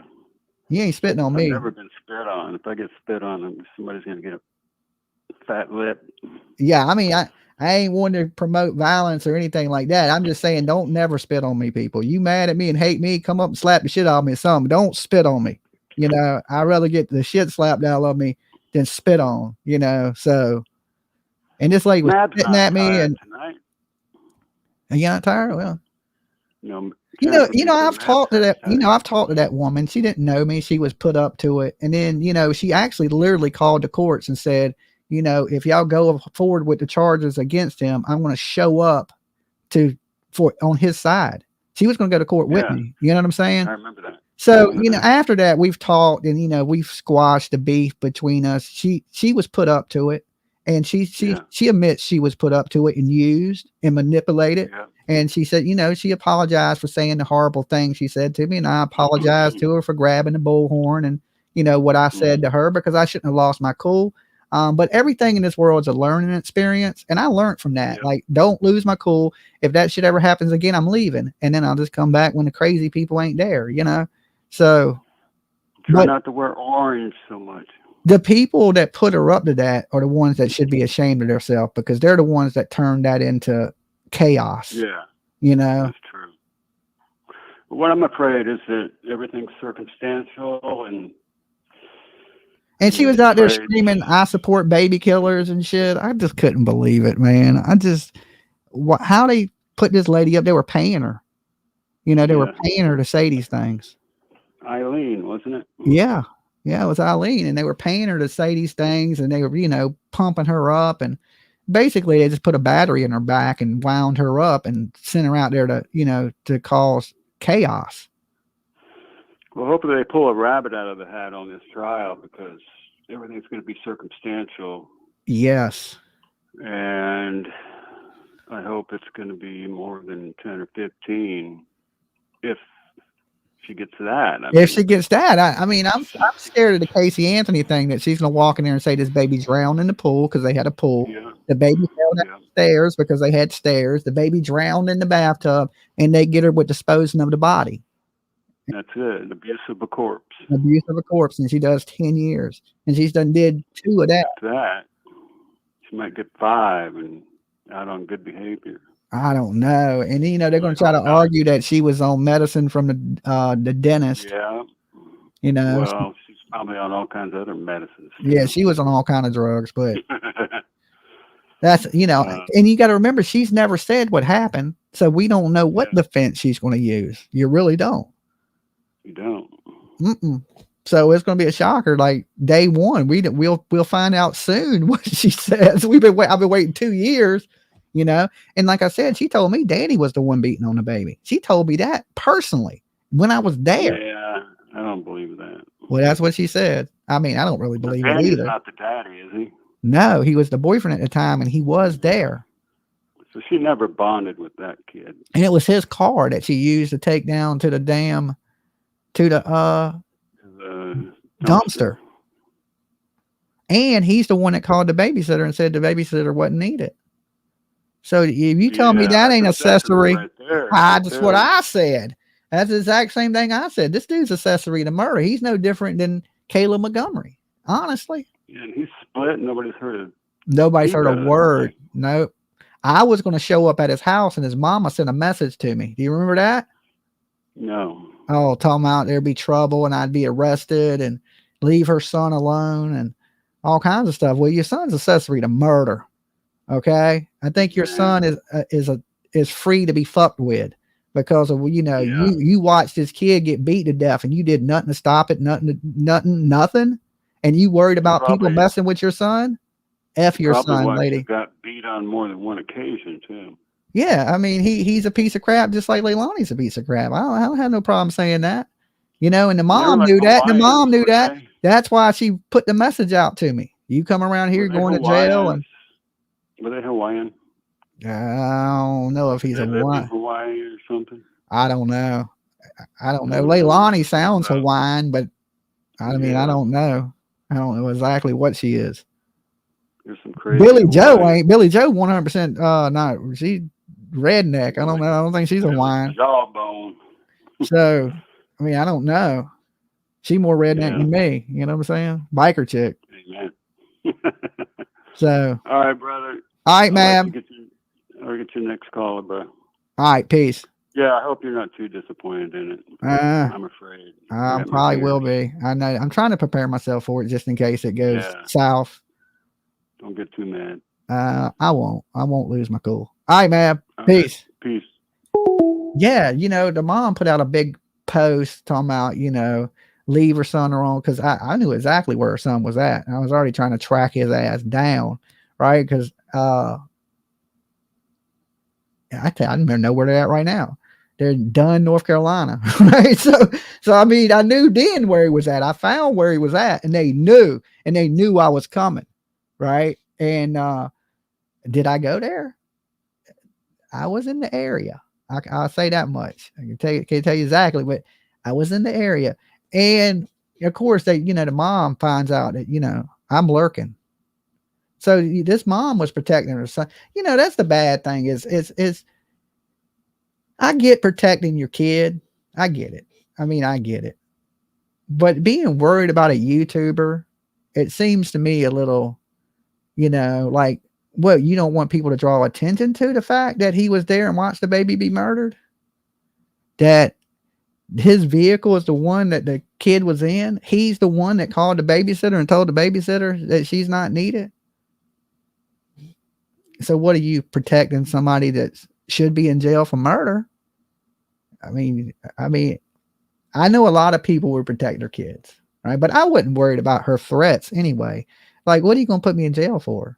Right? What are you going to do? You ain't going to do shit, because, you know, you have the right to cover a story. You have the right to go places, you know, like, it is what it is. But did I ever get in contact with him? No. All right. But I'm sure I will get my first look at him. Well, I know what he looks like. Well, he's probably cut all that shitty stuff off his head since that stuff happened in Georgia, but I'm sure he will be in court. And that's probably why the police didn't arrest him. And, you know, because he's going to testify against Leilani. But technically, you should be sitting beside Leilani. Just like, you know, I hate to jump off topic, just like Jen Soto should be sitting beside Stephen Stearns for allowing that shit to happen to Maddie. And it goes into that, you watch a crime happen and you don't do nothing about it. You just as responsible as the person committing the crime. You know, like, how can you live with that on your conscience or help that person after she's committed a murder? Right? Well, if the police are right and she beat that baby to death in the middle of the night, and, you know, she's already saying, she told me personally that he beat on the kid. I ain't even his kid. But that don't make it truthful, right? But that's what she told me. I don't have no reason to lie. I ain't, you know, why would I lie on the dude? But that's what the woman said to me. She said that he was beating on the kid. I asked her, I said, did Danny ever put your, well, she nodded yes, right? And she didn't, she just said, and she whispered yes. I said, did Danny ever hit your kid? And she's like, yes. And I was like, when did he take off after this? And she said, she held up 4 fingers, right? Because she was a little distance from me. Because you got to remember, when Leilani first started talking to me, because she was hiding behind the fence, right? And she was peeking out the fence, like looking like this, and I seen her, right? So I get up out my chair and I got the sign, the one that says, Leilani, will you marry me? Right? But I think she read it wrong at first, right? Because when she first read it, she peeked out and she read it real quick and she ducked back and she ducked back and she smiled, like a big smile, like she was smiling, like, I guess he thought I liked her, right? I don't know. I don't really know, right? But when she ducked back out the second time, she read it. You could see she read it, right? And then she gave me the double birds, right? She was like, and then she's like, F you. But that is what got her talking to me. And then she sticks her head out and she's like, why should I come out there and talk to you? Why? All you doing is, and she just kind of snapped a little bit. Like, why should I give you, why should I talk to you? And then that's when I told her, well, you're going to prison, woman, and I'm going to be the only person to write you. She read the name, right? She seen that it said Leilani, and it pissed her off, right? But I think the first time she read it, she didn't catch it, right? She just thought, hey, somebody's out here that likes me, and she kind of thought it was funny, I guess, or humorous. But she didn't find it humorous for long when she realized what it said, right?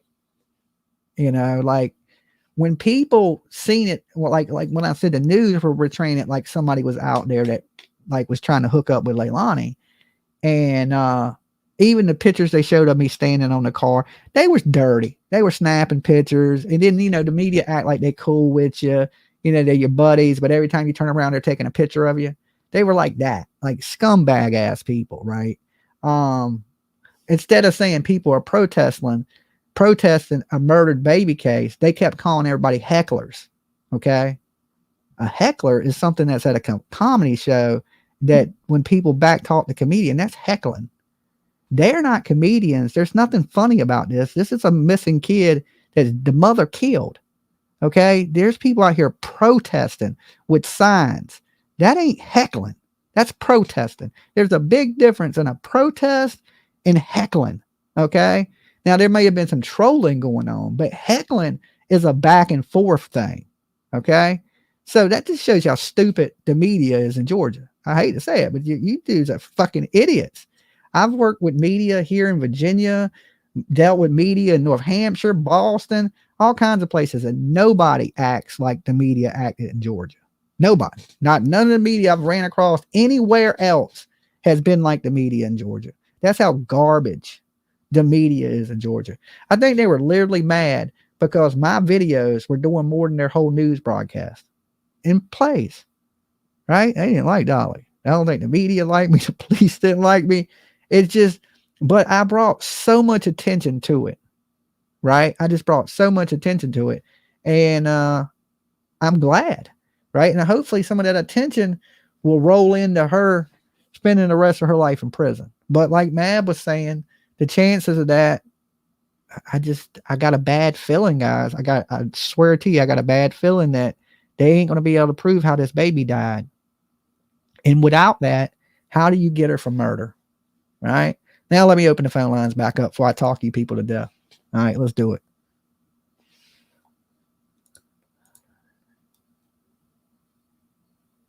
Always heard of the sign, but never seen it. Well, I got it right here on my wall. You know what I'm saying? I got it right here on my wall.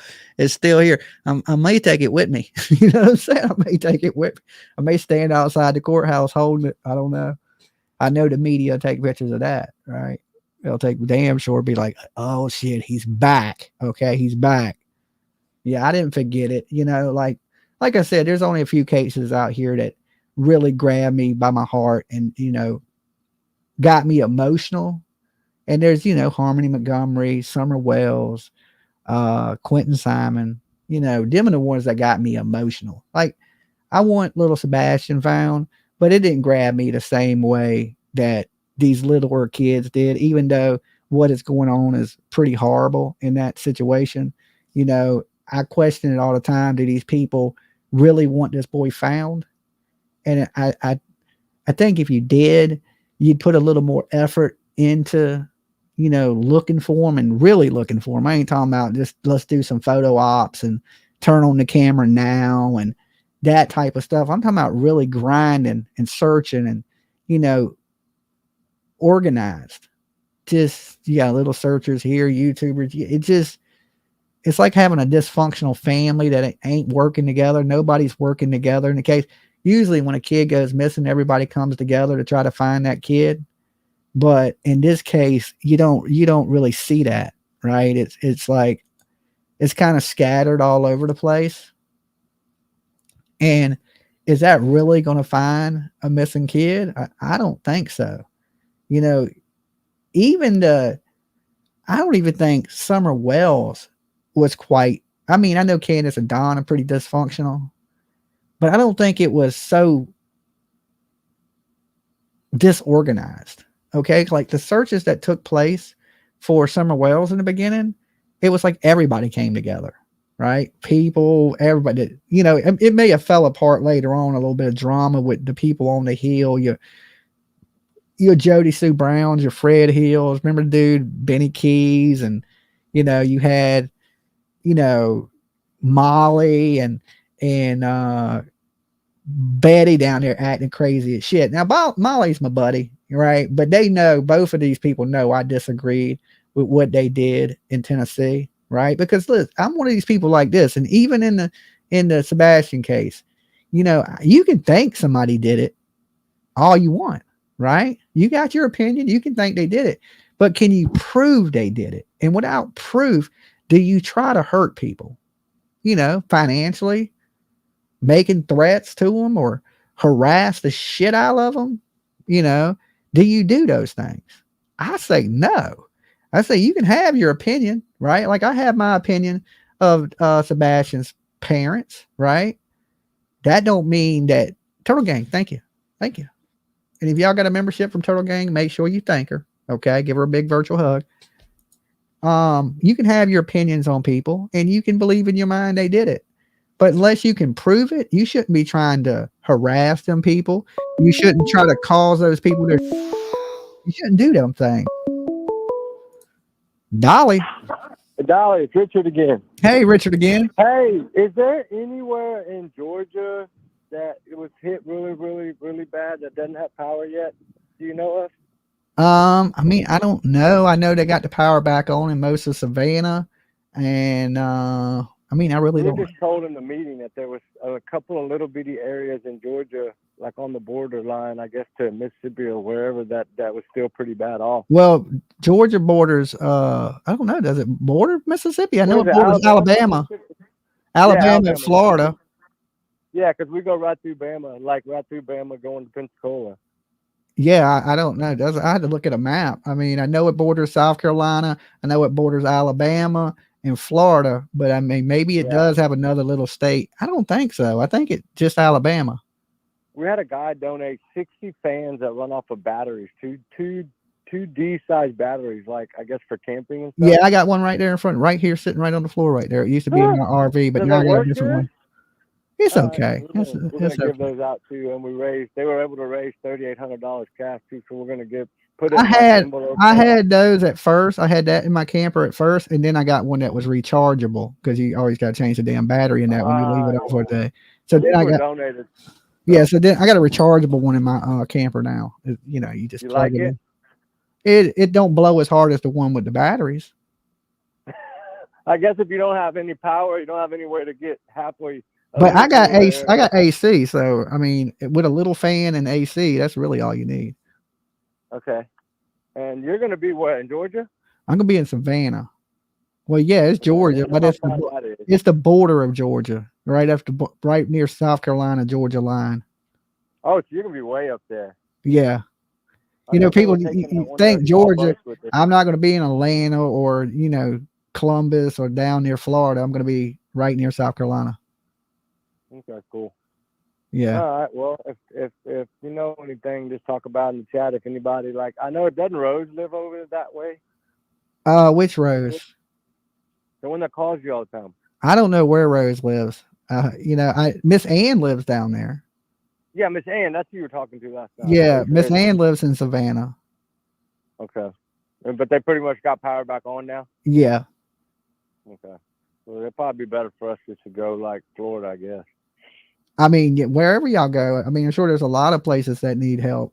I mean, there might be something closer to y'all than Florida, you know, from Texas. I think, you know, there are probably places that are closer than Florida. I don't know. No, it's not that bad. Like when we go to Disney every year and every summer and for a week and we drive, it takes me like 15 and a half hours to get all the way to Orlando. Okay. Yeah. That's a pretty good ride.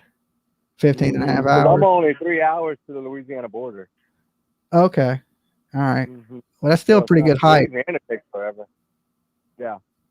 Okay. right. Well, I won't keep you. I was just gonna see if anybody knows anything down that way that's in the chat that lives like on Oh, the well, border. there was a lady that left her number with me that wants you to get a hold of her that's down there in Florida.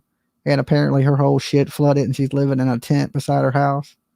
Oh my God, we'll help her. We got a bunch of flooring donated too, like the laminate, like wood style flooring, and so we were gonna do. As And much of I that. think they're going to tear down her whole neighborhood or something. She sent Well, me a I bunch of sent pictures. you a message earlier on your call-in number. I know I got that. I'll forward you her information and her phone number. Yeah, if you can send me her contact, I'll give her because we're leaving at 3 a.m. in a Yeah, little while. it's Tink. So, It's Tink. That's who it is. But I got a real name and her number.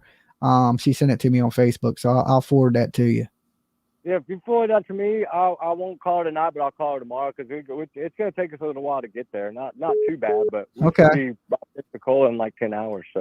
All right. Well, by the time you there, you got to remember I ain't going to be taking calls because I'm going to be head towards Georgia myself. Yeah, I know. We just got a couple of days I of the don't call have your in. contact, but I can probably try to reach you on Facebook. I'll send you my contact information. I'll tell you how to get a hold of me. Just Yeah, don't if you want to don't send leak my something out number. to hold of you, that'll work great. Okay. And all right, brother. Will you be careful? All right. Peace. All right, buddy. Bye. Yeah. So yeah, I got the information from Tink, and like, yeah, a lot of people have been sending me, some horror stories of that storm. It was pretty bad. Dolly. Hi, Dolly. Hey.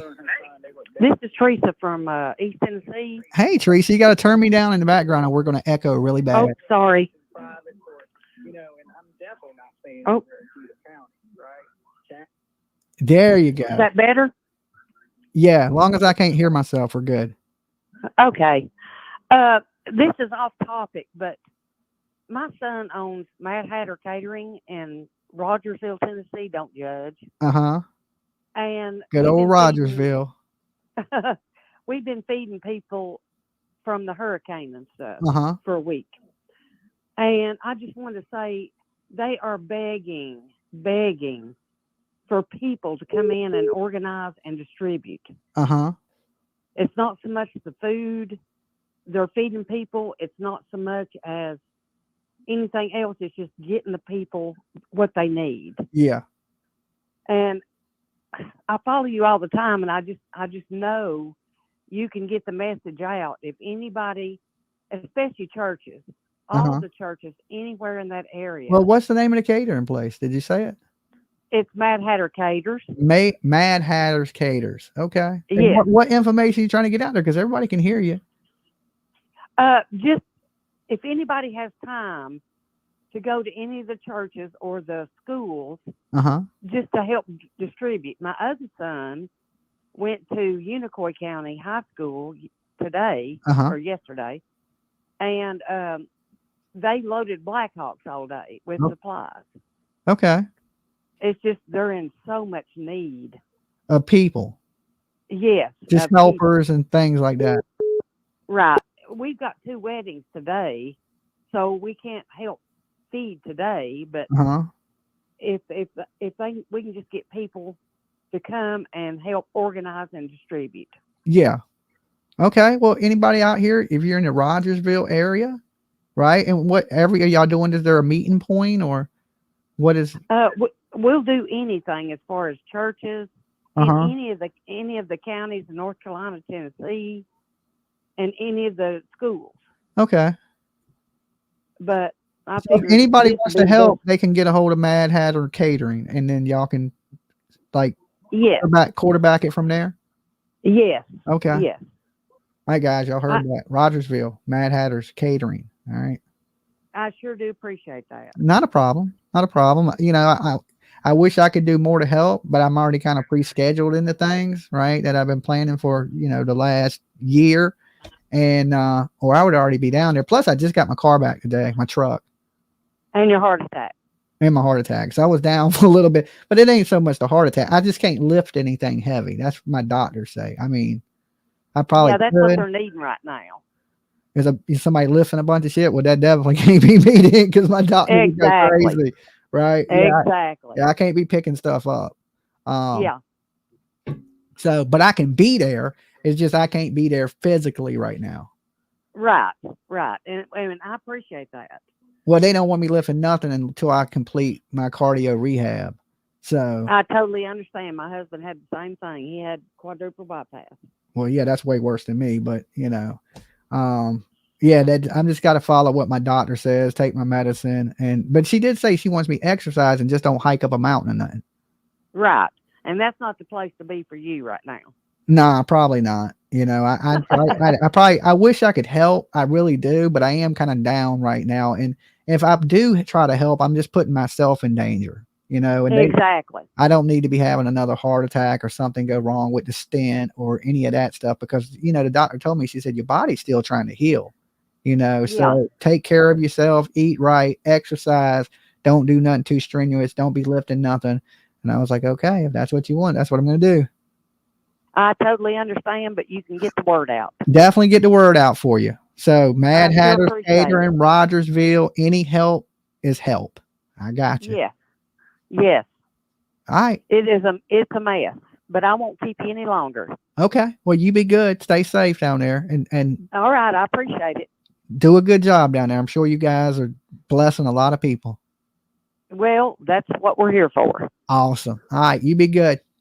All right. Thank you. All right. Peace. All right, guys. So y'all heard there's a lot of people that need help. So if you're in any of these surrounding areas and people want you to help and you can help, get out there and do a little bit. You be like I told y'all earlier, like when I first started true crime, I didn't know how much one person can do. Like in my mind, I was thinking, what was one person? How can that matter? Right. But I've done a lot of good over the last 3 years from, like looking for people, helping people, assisting people. You can make a difference. That's what I'm trying to tell you. If my dumb ass can make a difference, I know each and every one of you can. Even if it's spreading awareness, like that lady said. Dolly. Yes. Doug from Tennessee. What the hell you doing up so late, Doug? I do all kinds of shit, man. Okay. All right. How's everything with you? It's going good. Well, we have another baby killer.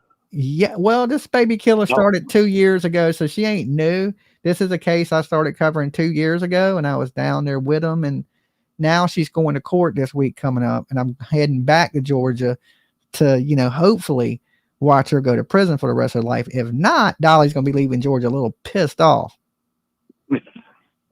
Don't get too pissed off. Yeah, I'm going to get pissed off. I'm going to get pissed off. I know I'm going to. That's why I'm trying to like work my way up to it. You know what I'm saying? But so it's not a shocker to me when it happens, right? I'm trying to accept a little bit of it now so I don't just, lose my shit because it's terrible, man. It's absolutely horrible if this lady gets away with this. Yeah, but I think they got her good enough. They're going to send her away.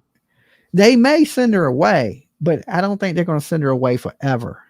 And that's where it gets it pisses me off to even think about it. But if you go to prison for that, it usually takes care of its own self. I mean, people say that, but she'll get a girlfriend and she'll have cornrows. Everybody ain't tortured and beat in jail. You know what I'm saying? Everybody seems to think that you do something bad and people are going to get you. But when there's prisons are full of women that killed their kids. Yeah. So women and men. Yeah. I mean, I've seen some threats in jail, you know what I'm saying, about people that hurt kids. But when you do, they supermax you and people can't get to you. So they kind of protect your ass. And that ain't good either. But everybody talks about this prison justice, and you may see it in some really bad prisons, but you don't see it everywhere. Prison not what it used to be, man. Yeah, they got damn schools, jobs, damn cable TV, headphones. Damn Jelly Roll just performed out of prison. Like, hold on, dude. We got to remember these people are killers and rapists, and I'm sure the worst of the worst didn't get to go see Jelly Roll. They probably took, the lower level inmates and let them see Jelly Roll. But you still got to think, hey, you supposed to be being punished, not front row at a Jelly Roll concert. I love Jelly Roll. Don't get me wrong. I don't want to hate on them, but you know, it goes back to the Johnny Cash days and Elvis and people performing at prisons. It's like, I don't know. I mean, you know what I'm saying? I believe It's a little questionable. Well, I need to break back the chain gang, baby, and put them back to work. I agree. Dig holes. Like, you know, I just, I can see low level inmates, you know, getting a Jelly Roll concert, you know, but if you allowing killers and rapists and murderers out into the yard to watch Jelly Roll, that ain't, man, we need justice in this world. Not damn front row seats to Jelly Roll, you know. I just and vacation. I mean, I like the dude. I was listening to him tonight, but I just, you know, it's one of those things that if I could sit there and talk to him for a minute, I understand he was in prison, he changed his life, but that don't mean everybody in there is going to change their life. You know, there's bad people, and there's a reason you're there. It's because you're fucking horrible. You know what I'm saying? We can't forget that. We can't forget that. But I mean, I ain't inhumane at the same time. I believe in justice. If I go to jail, I shouldn't be happy. You know what I'm saying? I should pay for what I done. You'll be like Pete Daddy, huh? Don't like the food and quit eating. Yeah, I mean, I ate. If you don't eat, you starve, and like, you know, you don't got no choice. You got to use the bathroom in front of people. You got to eat that slop they give you, or you ain't going to survive. Or if you do, you're going to be skinny as a rail time you get out of there. That's true. You know, so yeah, I gotta keep in touch with Dolly, man. Yeah, you know, I mean, I want people, like, I don't want people to be punished so bad that they're not rehabilitated, right? But there's some people I don't think you can rehabilitate. You know, low level offenders, nonviolent offenders, yeah, you can go see Jelly Roll, and hopefully we can get you to change your life. I get that, but if you allowing and I don't know who they allowed at the Jelly Roll show, but they look like there were some people that have been in there their whole life. And I'm thinking, okay, you probably shouldn't be the dudes at a Jelly Roll concert. Yeah, next thing you know, they'll have more concerts in there than they do out. I mean, it ain't supposed to be a place you go for entertainment. You know, it's a place you go to learn. You'll learn your lesson, and I think that's how you should be treated. Like, maybe they'll give that girl life, and you won't have to worry about it. Now, you can murder, like in Virginia's done away with the death penalty, the DP, right? You can murder somebody here, get a job in the prison. You can have 3 hots and a cot. You got cable TV. You can sit around and chop it up, and you can see your family. When the person you hurt, they don't got any of that. Why should you? Why should you? I'm more of a throw you in a box with nothing in it. You know, you got to feed a person, feed you the worst shit we can feed you. And you deal with what you done. Fight your demons. That's it. You know. Did you ever hear about the case in Kentucky up there? I don't know. There's so many cases in Kentucky. The sheriff that shot the judge. Yes. I just watched the video of it tonight. Hey, that dude had something mad about him, dude. You see how he was sneaking around and go pop, pop, pop. It was like, damn, man. And then reach over the desk and pop, pop, pop. Yeah, I was and then start out the door and say, "Wait a minute, let me give you one more good one." They'll show anything on the internet. You can literally watch people get killed. It's the craziest thing, right? You know, I'm like, oh my God, I'm just watching this dude die. There was something bad about that dude. It's got to be something to do with his daughter. Well, you know, you can't be the judge, jury, and executioner. You know, if the man did something illegal, then you let him face justice for it, and then let the justice system work. You know, especially when you work for the justice system, you should at least believe in it, or maybe since you work for it, you know it's broken. You know what I'm saying? Yeah, but you like, they ain't gonna do that to him. That's your daughter, man. That's just like your daughter. Well, I thought he was messing with his own daughter or something like that. The way I understand it, he was messing with his daughter. Oh, I'm not sure. It has something to do with his daughter, and you protect your daughter, man. Yeah, I mean, you know, listen, you know, what they say is you get that free pass to prison when it comes to your kids. You know, like people won't be mad at you for going to prison if you're protecting your kids. Did you hear about the story about Cain Velasquez? You know who that is? Yeah. He was the UFC heavyweight champion.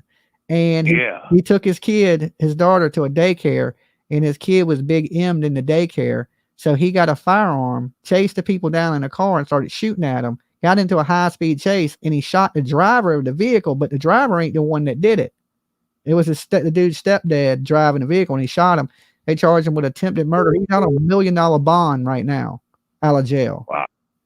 So, man, get him out. it's Dana White. Vince McMahon is the WWE. Oh, okay. Yeah, I got you now. But the WWE and the UFC have merged together, so it is technically the same owners, but Dana White runs the UFC and Vince McMahon runs the WWF. But it's owned by, I believe, TKO Corporation. Both of them. Yeah. They merged. Okay. So, yeah. I just hope that girl gets life, man. You won't have to be honest, though, I don't think Dana helped him. I think he didn't really want to be involved in it because it was what he did was kind of bad. And usually when you do something bad to WWE, a lot of the fighters back them, they were wearing free Kane shirts and things like that. But you like I said, you can't be the judge, jury, and executioner. But I get it. If it was me, I mean, I'd have probably, I wouldn't have probably did the high-speed chase thing. I'd have got right up on his ass. That way the innocent people don't get, but he hurt somebody innocent in the process of trying to get to this guy and didn't even hurt the guy. So I feel like that there, sir. Why you want to do something on camera? Well, it was caught on camera from like red light cameras and businesses, but it really wasn't technically on camera. I mean, he did it was seen, but it wasn't like, oh, you talking about the judge? Yeah, I don't know. They got to know there's cameras there in the courtroom. Well, why you go and do stuff on camera? Is what I'm saying. I don't know. At least let's go bird hunting or something. Yeah, I mean, there's been people that get, have been murdered in a court like that have hurt kids. And there's a video that's on YouTube. You can watch it probably right now. I forget the guy's name, but he's standing at a payphone. And this dude hurt his kid, and the U.S. Marshals are walking the guy into the courtroom, and he's at the payphone in the hallway of the courtroom. This is back when they had payphones, and he turns around and just blasts the guy, and they had it all on video. So that's a long time ago. Payphone. Yeah, they're almost opposite. They're like a dinosaur now. A payphone. You see a payphone, you got to take a picture of that bitch. You show a kid a dial-up telephone, hell, they'd flip out. Yeah, I mean, kids are born into the internet and all kinds of shit now. I remember they want none of that. And they don't have to remember phone numbers, nothing, just push a button. Yeah, you had to remember you had to remember everything, right? So now you ain't got to remember nothing. Everything's made for an idiot. If you're an idiot, though, technology make you, at least, like you can ask Alexa anything, right? So it gives you an extra brain. See, I have to keep in touch with Dolly. Yeah. You're up late, Doug. I have to wait. I got to go golfing in the morning, too. Yeah. Okay. Yeah. Well, look, you take care of brother. yourself. Be good, Doug, and I'll talk to you next time. Later. All right. Peace. Later. Yeah, I mean, everything's made for idiots now. You can't be stupid. If you stupid in this day and age, you just stupid. Okay? Because you can ask Alexa anything. Dolly. Hello. Hey. Hey. How you doing, Dolly? I'm doing pretty good. Who's this? Where are you calling from? This is Dana from Tennessee. Hey, Dana. Hey, is it okay if I lighten the mood a little bit? Yeah, sure. We always talk about death and destruction here, so something good would be nice. Right. I called you a long time ago with a joke. Uh-huh. Okay, I've got a couple more for you. You got some jokes? Okay, Okay. All right. I like jokes. What do lazy dogs chase? What do lazy dogs chase? Their tail. I don't know. Parked cars. Parked cars? Yeah. Okay, they chase parked cars. I think that's funny. And then when goldfish die, where do they go? In the toilet. Yes. I knew you'd get that too. I said, he'll get that one. Yeah, I mean, okay, I got one for you. Why is a firearm better than a woman? Because a woman will kill you. No, because you can put a silencer on a firearm. That's good. even though I am a woman. I just, But that is funny. yeah. I'm the one that told you that joke that time. Why did the dinosaur cross the road? I don't remember the answer to it. You don't remember? Because they didn't have chickens back then. Oh, because they didn't have chickens. Okay, that makes good sense. Why would they have roads if they didn't have chickens? Well, I can't tell you that. Okay. I'm from Tennessee. I'm not a genius. Oh, okay. Join At the least club, that's what man. the rest of the world says. But I always tell let's see. people I'm borderline crazy, borderline genius. I'm somewhere in the middle. I was going to say, see, you're not dumb like people say. I knew you'd know where them goldfish go. They go in the toilet. It's heaven. Yeah. But no, I've never heard anyone call you dumb. Just me. I said, no, I've never heard anyone call you dumb. I'm just messing with you. Yeah. Like so many people be like, you ain't dumb, you ain't ugly. I just say that for entertainment purposes. I know I'm not dumb, not completely dumb. Anyway, I'm some dumb, not plumb dumb. How about that? No, you're not plumb dumb. And you're cute. You're not ugly. I mean, I know. From a distance. 100 You yards. are. 100 yards. Good 100 yards. I'm like Tom Cruise. Up You've close, got like I'm like the a most gremlin. beautiful Okay. skin. Yeah, you've got beautiful skin. But I'm going to let you go and get back to what I was doing. I just wanted to cheer everybody up a little bit if I could. Okay. All right. You be Okay, good. well, Stay it's safe. good talking to you again. All Bye-bye. right. All right. Peace. Now, y'all want to know why Dolly has beautiful skin? Y'all want to know? You don't see a flaw, do you? YouTube filters. Okay. But this is the reason right here Dolly has good skin. And listen, you can have skin just like Dolly. You want good skin? Here's how you do it. Welcome to the wonderful world of Dolly's luxurious lavender. Some of the best soap in the world. And it comes in some of your favorite scents. Why have ordinary when you can have extraordinary? It's like driving a brand new Lambo down the street instead of an 81 Buick. Made from all natural ingredients, no harsh chemicals, this soap will leave you as smooth as a pimp with a limp. Check it out now at buydollysoap.com. And also, you can save 10% when you use the promo code WASHYOURFLAPS. Smooth as a pimp with a limp. Okay. Tell you, that's pretty damn smooth. That is pretty smooth. And like I said, you can save 10% or 15. It may be 15%. I think it may be 10. I don't know, but you can save some money when you use promo code Wash Your Flaps. I mean, you got to get up under there now. You don't want no crust building up. Dolly soap keep you smooth. It'll keep you smooth. Now I don't know if it's gonna get you as smooth as Dolly, because Dolly pretty damn smooth. All right. But it'll get you close. I promise. It'll get you close. Let me share the screen so you guys can hear the phone calls. And hold on, before I do that, let's play this video. All right. Let's play this video real fast. I don't know if commercial's going to play first, but we'll try it out. I knew it. They're going to hit us with a commercial. With Riverside, you have a lot more resources. You just feel more supported by the health system. And no volume. Oh, don't do that. Don't do that to me. Don't do that to me. Oh, So if you click on it, oh, there's the mute button. There we go. Let's play this. I didn't see the mute. Okay, here we go. Now I can't. You got to be kidding me. Now if you don't. Oh, here we go. Let's back this up. The mom accused of killing her toddler and dumping his body in a dumpster appeared in court Friday.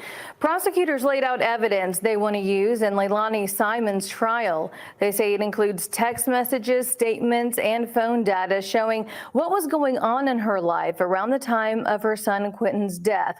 It also includes details on the relationship between Simon and her boyfriend and accusations of physical violence. We have alleged that she killed her son in the middle of the night. Okay, that is a heck of a thing to say about a mother. And our position is that in order to make our case, we need to be allowed to put on evidence of these intrinsic factors, things that were going on in her life at the time, even if some of them might be unsavory or unfavorable to her to one degree or another. Simon's lawyer is pushing back, saying evidence won't prove accusations in the case, and it's just being introduced to make Simon look bad. The next hearing in the case is next month before the October 9th trial. All right. Let's go ahead and shut this down here. All right. Let's blow me back up. All right. I just wanted to play that stuff for you because, you know, that's the latest news on it. It's the last time they were arguing. Now, the judge didn't rule on what could be used and what couldn't be used. Now, if I was her defense, of course, I would argue, hey, look, a year before this, it don't matter. What matters is what she's charged with, the night of the murder, and moving forward, what she did to cover it up. Now, if you go in here and got a friend from 5 years ago and be like, well, 5 years ago, she was doing drugs and she was stealing. And of course, that's to make her look bad, but it has no evidence in the case. Okay. Anybody that's going to kill their kid, lead probably ain't good. You can make anybody look bad if you dug up all their enemies. Okay. I'm sure if I was on trial for something and you went and found 10 people that hated my guts, you would have, they would say mean, dirty, horrible things to make me look like a monster. You can find that on YouTube, right? But if you pulled in 10 people that love me, you would have the exact opposite of that. But that really don't have to do with what's at hand. Did she do this? And can you prove she did this? Now, I'm pretty sure she did it. All right. And people pretty much know she did it.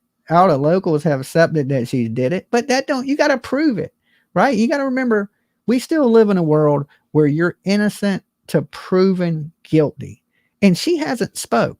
So we don't know. Well, she did speak, but she lied. She said the kid ran away, but she never said she murdered the baby or how the baby died. We do know she is a liar. Okay. But we don't know for a fact that she beat this baby to death. She could have drowned the baby. She could have stabbed the baby. She could have shot the baby.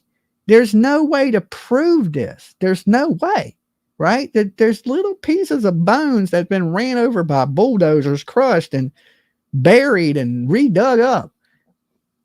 There's no way to tell how this baby died. So I believe the prosecution has a hell of a time on their hands, right? Just a hell of a time. And even going into the Sebastian Rogers case, we can be like, well, Katie's story don't make sense. There's inconsistencies, but can you prove it? Right? Could you put her in a court right now and her be found guilty? I think not.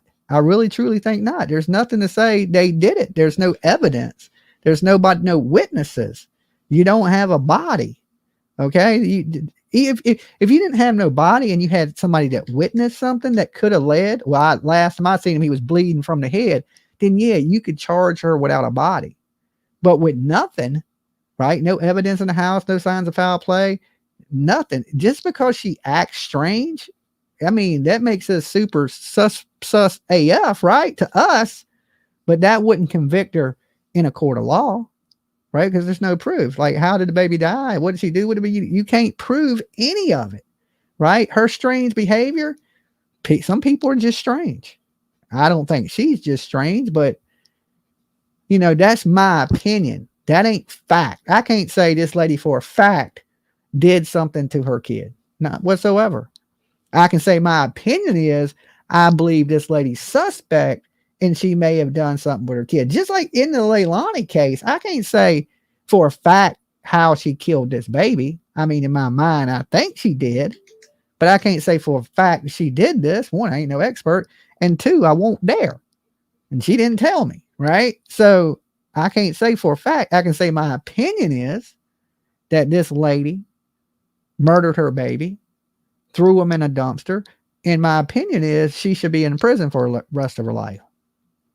Now, when I sit up in there, if they can't prove she's guilty, they can't prove it, because still I believe the justice system should work. I do.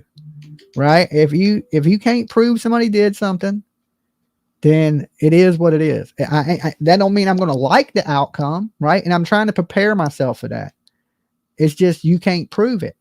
And if you can't prove it, then just think about if somebody was accusing you of something, but they couldn't prove it. Do you want to go to prison? Right? Do you want to go to prison on people's opinions of you? Right? Because if I was being tried of people's opinion of me, like some people would put me away forever. Some people would find me innocent, you know, especially my viewers. But there's channels out here that hate what I do, think, you know, that I'm a fake and all kinds of shit. These people would try to put me under the prison, you know? So you can't go off of people's opinions because opinions are like assholes. Everybody got one. I know y'all have heard that, right? So, but some stink worse than others. That's just your diet. I don't know. Dolly's rocking the cone color. Well, technically this is like it looks a little different on the screen. It looks orange, but it's more of a pinkish, orangish red. It's a weird color. It's not quite orange, like gel orange, but on the screen for some reason, maybe it's the lighting. It's coming out like it's orange. Okay. But it's really not an orange hoodie. It's more of a pinkish. It does have some orange in it, but it's like a weird color. It's like I don't know exactly what color it is. It's some Carhartt shit. So they got a lot of bright colors. They got a bright blue one that I want to get, but Carhartt is so expensive. Time you buy a hoodie, it's like $65, right? And I ain't rich, but they got this blue one I want. It's like a bright blue, and I kind of like it. So I'm probably going to end up getting it eventually. There has been an arrest in the Delphi case last week. Who was arrested in the Delphi case? Call in and tell me. Okay, the call-in number is open now, 757-797-6694. Let me refresh it just to make sure. I know that they had Richard Allen in jail. They got Keegan Klein in jail for unrelated charges. And of course, I'm going to be in Delphi, right? I'm going to fly out to Delphi. So I won't be there for the whole case. I'll be for the whole case in Leilani, as long as it goes quickly, which I think it will. But I'm going to be out there for like a few days in the Delphi because I ain't rich. I got to get a hotel and shit and a plane ticket, rental car. So it's going to cost me a small fortune to go out to the Delphi case. So make sure y'all jump on the Dolly train so Dolly can eat. Okay. So I ain't going to be at the Delphi as long. All right. So I'm going to be at Leilani's. I was going to be at Stephen Stern's, but it don't look like that's going down like it was supposed to. So I'm going to be there for Leilani. Long as I can find everything. And, you know, I'm going to be there for Leilani. Either way you look at it. If I got to sleep in front of the fucking courthouse, I'll be there. And Delphi, I'll be there for a few days.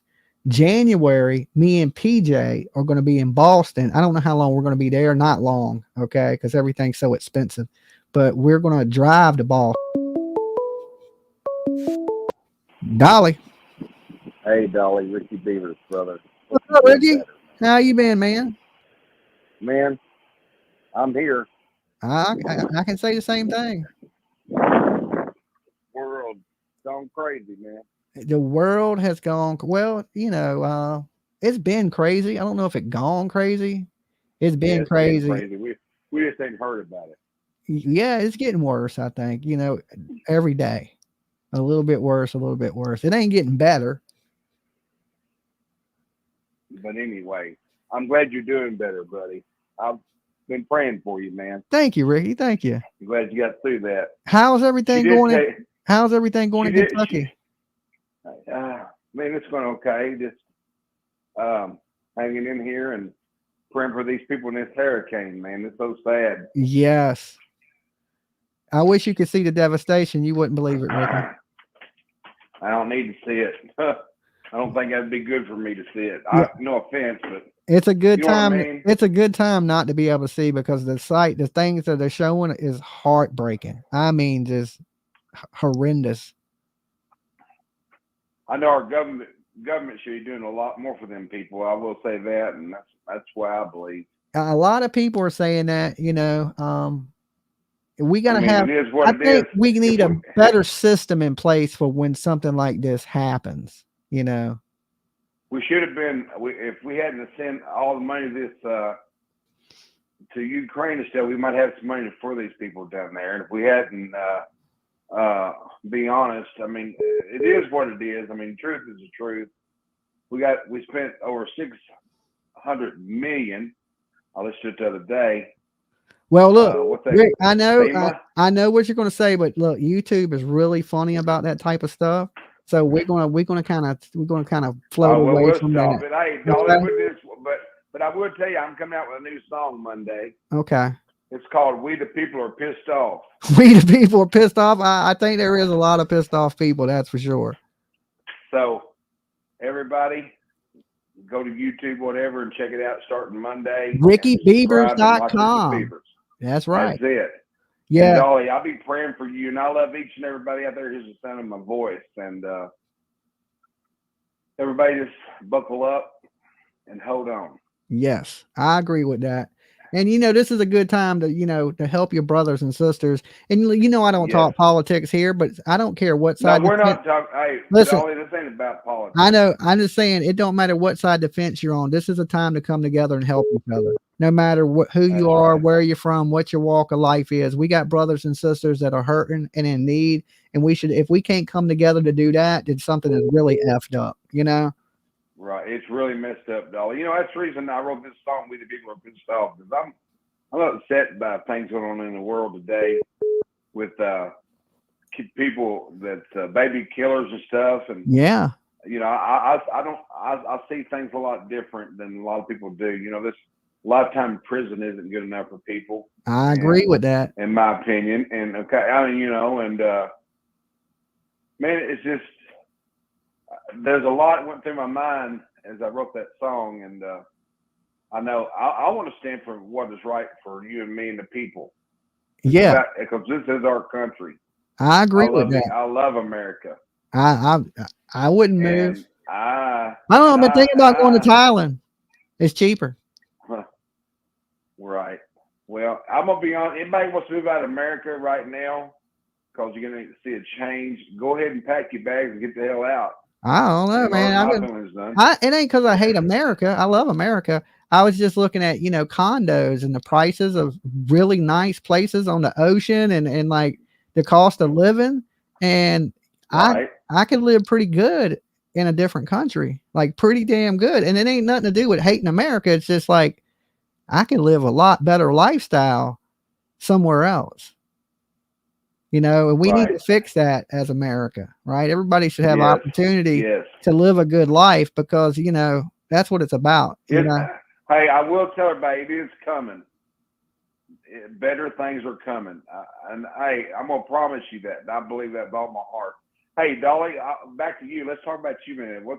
How you feeling? And tell me about you. And I'm still recovering. There's my good days. I can still hear it in your voice. And there's some bad days, like every now and then I'll get them phantom chest pains and be like, oh shit, I'm coming to join you.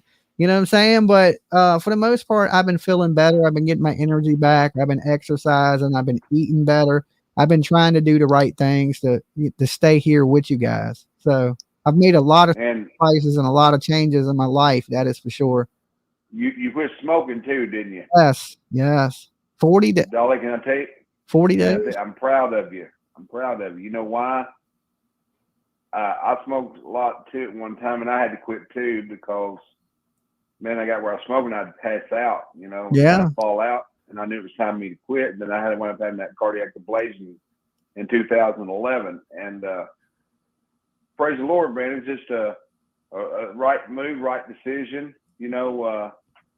I'm glad that I'm forgetting less. I was praying for you. I was praying for you, buddy. My short-term memory is coming back. It took a little while, but it's starting to come back. Oh, I don't forget as much. Well, I'm gonna tell you something, man. I was praying for you, buddy. Thank you. And I know a lot of them prayers. It's a miracle. It helped me, Ricky. It helped me a lot because when I was in the hospital, I was laying in the ICU, and PJ was sitting over there reading me the comments to me that people were saying, and it really, I think it helped me. It gave me strength. Well, did she tell you about me sending one on Dolly Vision, I think, or? Well, I don't know exactly who or what because I was on painkillers and things like that laying in the ICU, but she was reading them to me, and they were pretty positive, Dolly, we're praying for you. And it really helped though. I don't know exactly who said what, but prayer is the key to success. Hey, and I'm not just saying that just to be talking out my butt, but prayer is the key to success. It is powerful. It definitely made me feel loved, Sure. So, and everybody needs to feel that way, to feel loved. Yes, sir. Amen. So, but hey, I do want to tell everybody, be sure to check out We the People Are Pissed Off. Video is coming soon. Okay. Ricky and let's Beavers. Get the word out there. RickyBeavers.com. Country, and we get they can do it upon YouTube or any platform, as far as they have 148 different ones. And Dolly, God bless you. And Father God, in the name of Jesus, be with the people in this hurricane. Be with Dolly. Touch each and every one that hears the sound of my voice. I uplift them to you, Father God. There's someone that needs deliverance from illness, sickness, and diseases. Father God, I pray that you do that. Thank you. I know if you touch the lady touched him in your garment, she was healed of the issue of blood after 12 years. You can do that for us. And God loves us way more than we could ever imagine. Amen. So, Dolly, I can tell you some things, man.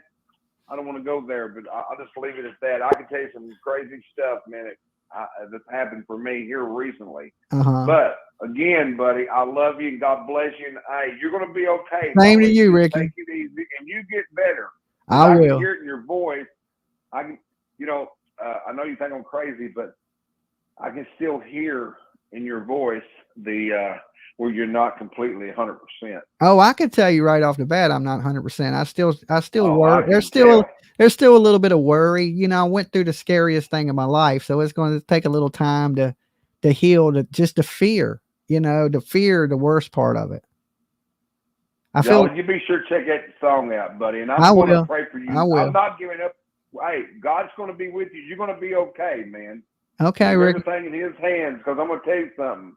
I ain't got no choice. That's the only thing I can do. Hey, dude, thank you. I'm gonna make an announcement. Thank you, PJ, for standing beside Dolly. That was so precious. It really moved me and touched my heart. She was there right by you, buddy. Yeah, so was my kid, and that helped a lot. That's awesome. Yeah, yeah, she's precious too. All right. I love everybody, man. Hang in. We the people are pissed off, and we won't back down. All right, Ricky. All right, see y'all later. All right, peace. Bye-bye. Yeah, guys, I don't really get into the political end of things, right? And YouTube is so funny about what you can and can't say and what's misinformation and what's, so I just try to avoid it. If you want to talk those things, you can call me up or hit me up on, private messenger, and we can discuss those things, right? But as far as the platform goes, I don't bring that here because of YouTube, but for some reason, they'll let other people say shit. If I say it, they like to strike my videos, demonetize my channel, things like that. So I don't want to piss the boss man off. Okay. These lights got to stay on. You know what I'm saying? They got to stay on. So I avoid stuff like that. Right. It ain't that talk to you about it. Or if you see me in person, it's just, I don't bring that onto my platform because there's rules and TOS violations and different things like that. Dolly. Hey, Dolly. Hey. This is Misty from 502 from Kentucky. Hey, Misty. How you doing tonight? I'm doing the do. You're doing the do. Okay. Doing the do. What's up with all these pop moms now? The Leilani Simon. It's hard to take care of a kid. I know it's hard, but if you can't take care of the kid, there's so many safe havens where you can drop a child off at the fire department, the hospital, the police station, and they won't charge you with a crime. You don't have to hurt your kids. It's not the answer. I don't see how they have the heart to do it. And I think, these things, these safe havens, there needs to be more advertisement about it on TV to educate young women a little more that, hey, if you get in a situation like this and you're losing your temper, hey, go take that kid to the fire department. Go take that kid to the hospital. Because they'll quickly take it off your hands and won't do nothing to you. You can go about your day. You can go do all the drugs you want. Now that kid, you may have a hard time getting that kid back if you ever try to get it back. But it's better than spending the rest of your life in prison. And I think there's a lot of women that this never even crosses their mind. And these babies' souls know what happened to them, so it ain't And, like they. and you got to be strict on it. Did you see that video of the young girl that took the baby and had it in a trash bag and slung it in the dumpster, and then some homeless people came along and found the baby and saved the baby? They let that girl out of jail with an ankle bracelet on, right? Look what they did with Casey Anthony. Casey Anthony and that Vizio girl that went to the hospital, had the baby, threw it in the trash in the hospital. And she got out. They gave her, let her out. She went to college and all kinds of shit. And I'm thinking, well, they need to make the punishment a little bit stiffer for, doing this to your kids. Well, honestly, when you do something to God's child, He gonna make sure you suffer. So they're suffering in their own little way. But it's happening so much. People are becoming desensitized to it, and they're not doing as much to the women because they're just so used to women killing their kids all of a sudden, and it's heartbreaking. That's why I'm hoping this Leilani Simon case, they go on and give her what she deserves. Okay, somebody said, JoJo, they wasn't homeless. They were just dumpster divers. Same thing. You know what I'm saying? I guess it ain't the same thing, but thank God that they were digging through the dumpsters and found this baby. Yeah. But there's videos of the lady walking, and she didn't drop the baby, set the baby in the trash. She slung the baby in the trash. Thank God that baby's alive, and they let that girl out with an ankle bracelet. I was like, what the hell is going on in the world we live in? Thank God it ain't going to grow up and remember that. Yeah, it won't remember. I mean, it was too young. It was an infant baby. So, God, I mean, just like I said, she could have took that baby to a fire department. She could have took that baby to a police station. She could have took it to a hospital. She probably could have handed it to a decent person at a church, and that baby would have went to the right place, but I guess that never crossed her mind. Never crossed her mind to do that. And this Delphi case puzzles me too, because I'm like, how do they not have any physical DNA to match a certain person? I think, honestly, they're trying to railroad Richard Allen because they're trying to throw out expert witnesses that say that this spent bullet case ain't his, and they won't let. They're trying to throw all that out, and they're making the court not public where they can't broadcast it. And I'm thinking they're not explaining. They can't even talk about Keegan Klein. How can you even talk about the Delphi case without talking about Keegan Klein? Because he's the one that catfished the girls to the bridge. I just feel like, and they were already saying he was eating paper, acting crazy, and then he confessed, right? Well, if he's acting crazy, maybe when he was acting crazy, that's when he confessed to a crime he didn't commit. So, I mean, I don't know. I just think there's a lot of doubt in the Delphi cases. And when there's doubt, a jury's going to be like, well, but if they don't let you explain the doubt, then they're going to put this man in prison. But if he explains the doubt, the Keegan Klein stuff, how do you put him in prison? We got too much technology to not be knowing, though. That's my thing. How do they not know? How can they not pinpoint a certain person when we got all this technology, advanced DNA testing and all? They're already trying to stop him from doing a walkthrough of the bridge and things like that. The distances and the water that he would have had to get through, and it's bizarre. I've never seen nothing like it. They've asked the judge to step down. The judge fired his lawyers, and then his lawyer even came out and said he was being abused in the jail. And then the judge fired the lawyers, gave him a new lawyer, and that lawyer said, and that lawyer was friends with the judge. He came out and said he was being abused in the jail. In the prison. They had him in prison, not jail. They've had him in prison, right? Like, don't you go to jail? You go to prison when you prove guilty. They put this man straight in prison. Right. So, I mean, something weird is going on in the Delphi case. And when they said they made an arrest, I thought they were going to charge Keegan Klein. I turned on the damn news and they arrested Richard Allen, a dude that worked at the Rite Aid. I'm like, what the hell is going on? Keegan was the one that led them girls there. Yeah. He was talking to him. Keegan is Anthony Schatz. Anthony Schatz is the one that led them girls to the bridge, and not Richard Allen. And now, if you tell a jury that, how are they going to convict that man? I think the one that walked them down there was the man with the Klan. Yeah, whoever the bridge guy is, we know the bridge guy is responsible, but the bridge guy, it's a Bigfoot video. You can't tell who the hell that is. It's grainy. Right.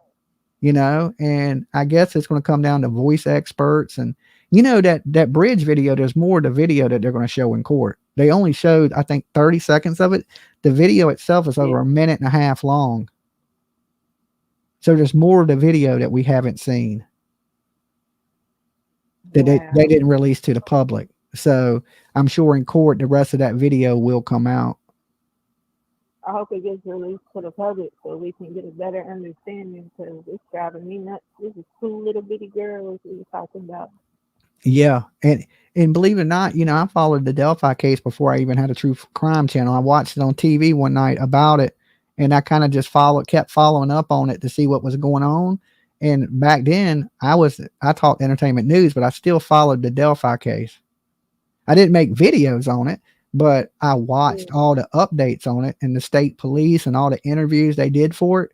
And it was just one of those cases that I kind of like, I don't know, somehow I stumbled across it when it happened on like a news show on TV. And because, you know, it was 5-6 years ago. So, I don't know. And I've been following it ever since. Was the Breonna Taylor case that's what got me in the true crime. Because being in Louisville, Kentucky, and that happening around you, it opens your eyes to a whole new world.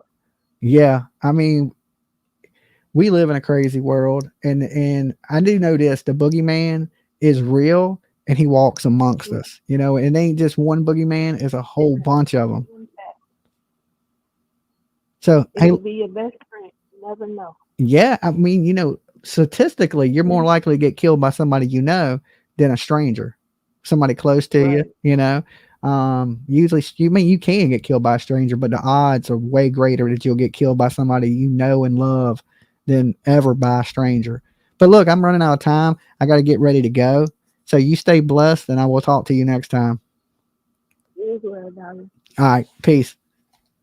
All right, guys, it's almost 3. I've been here 3 hours with you guys.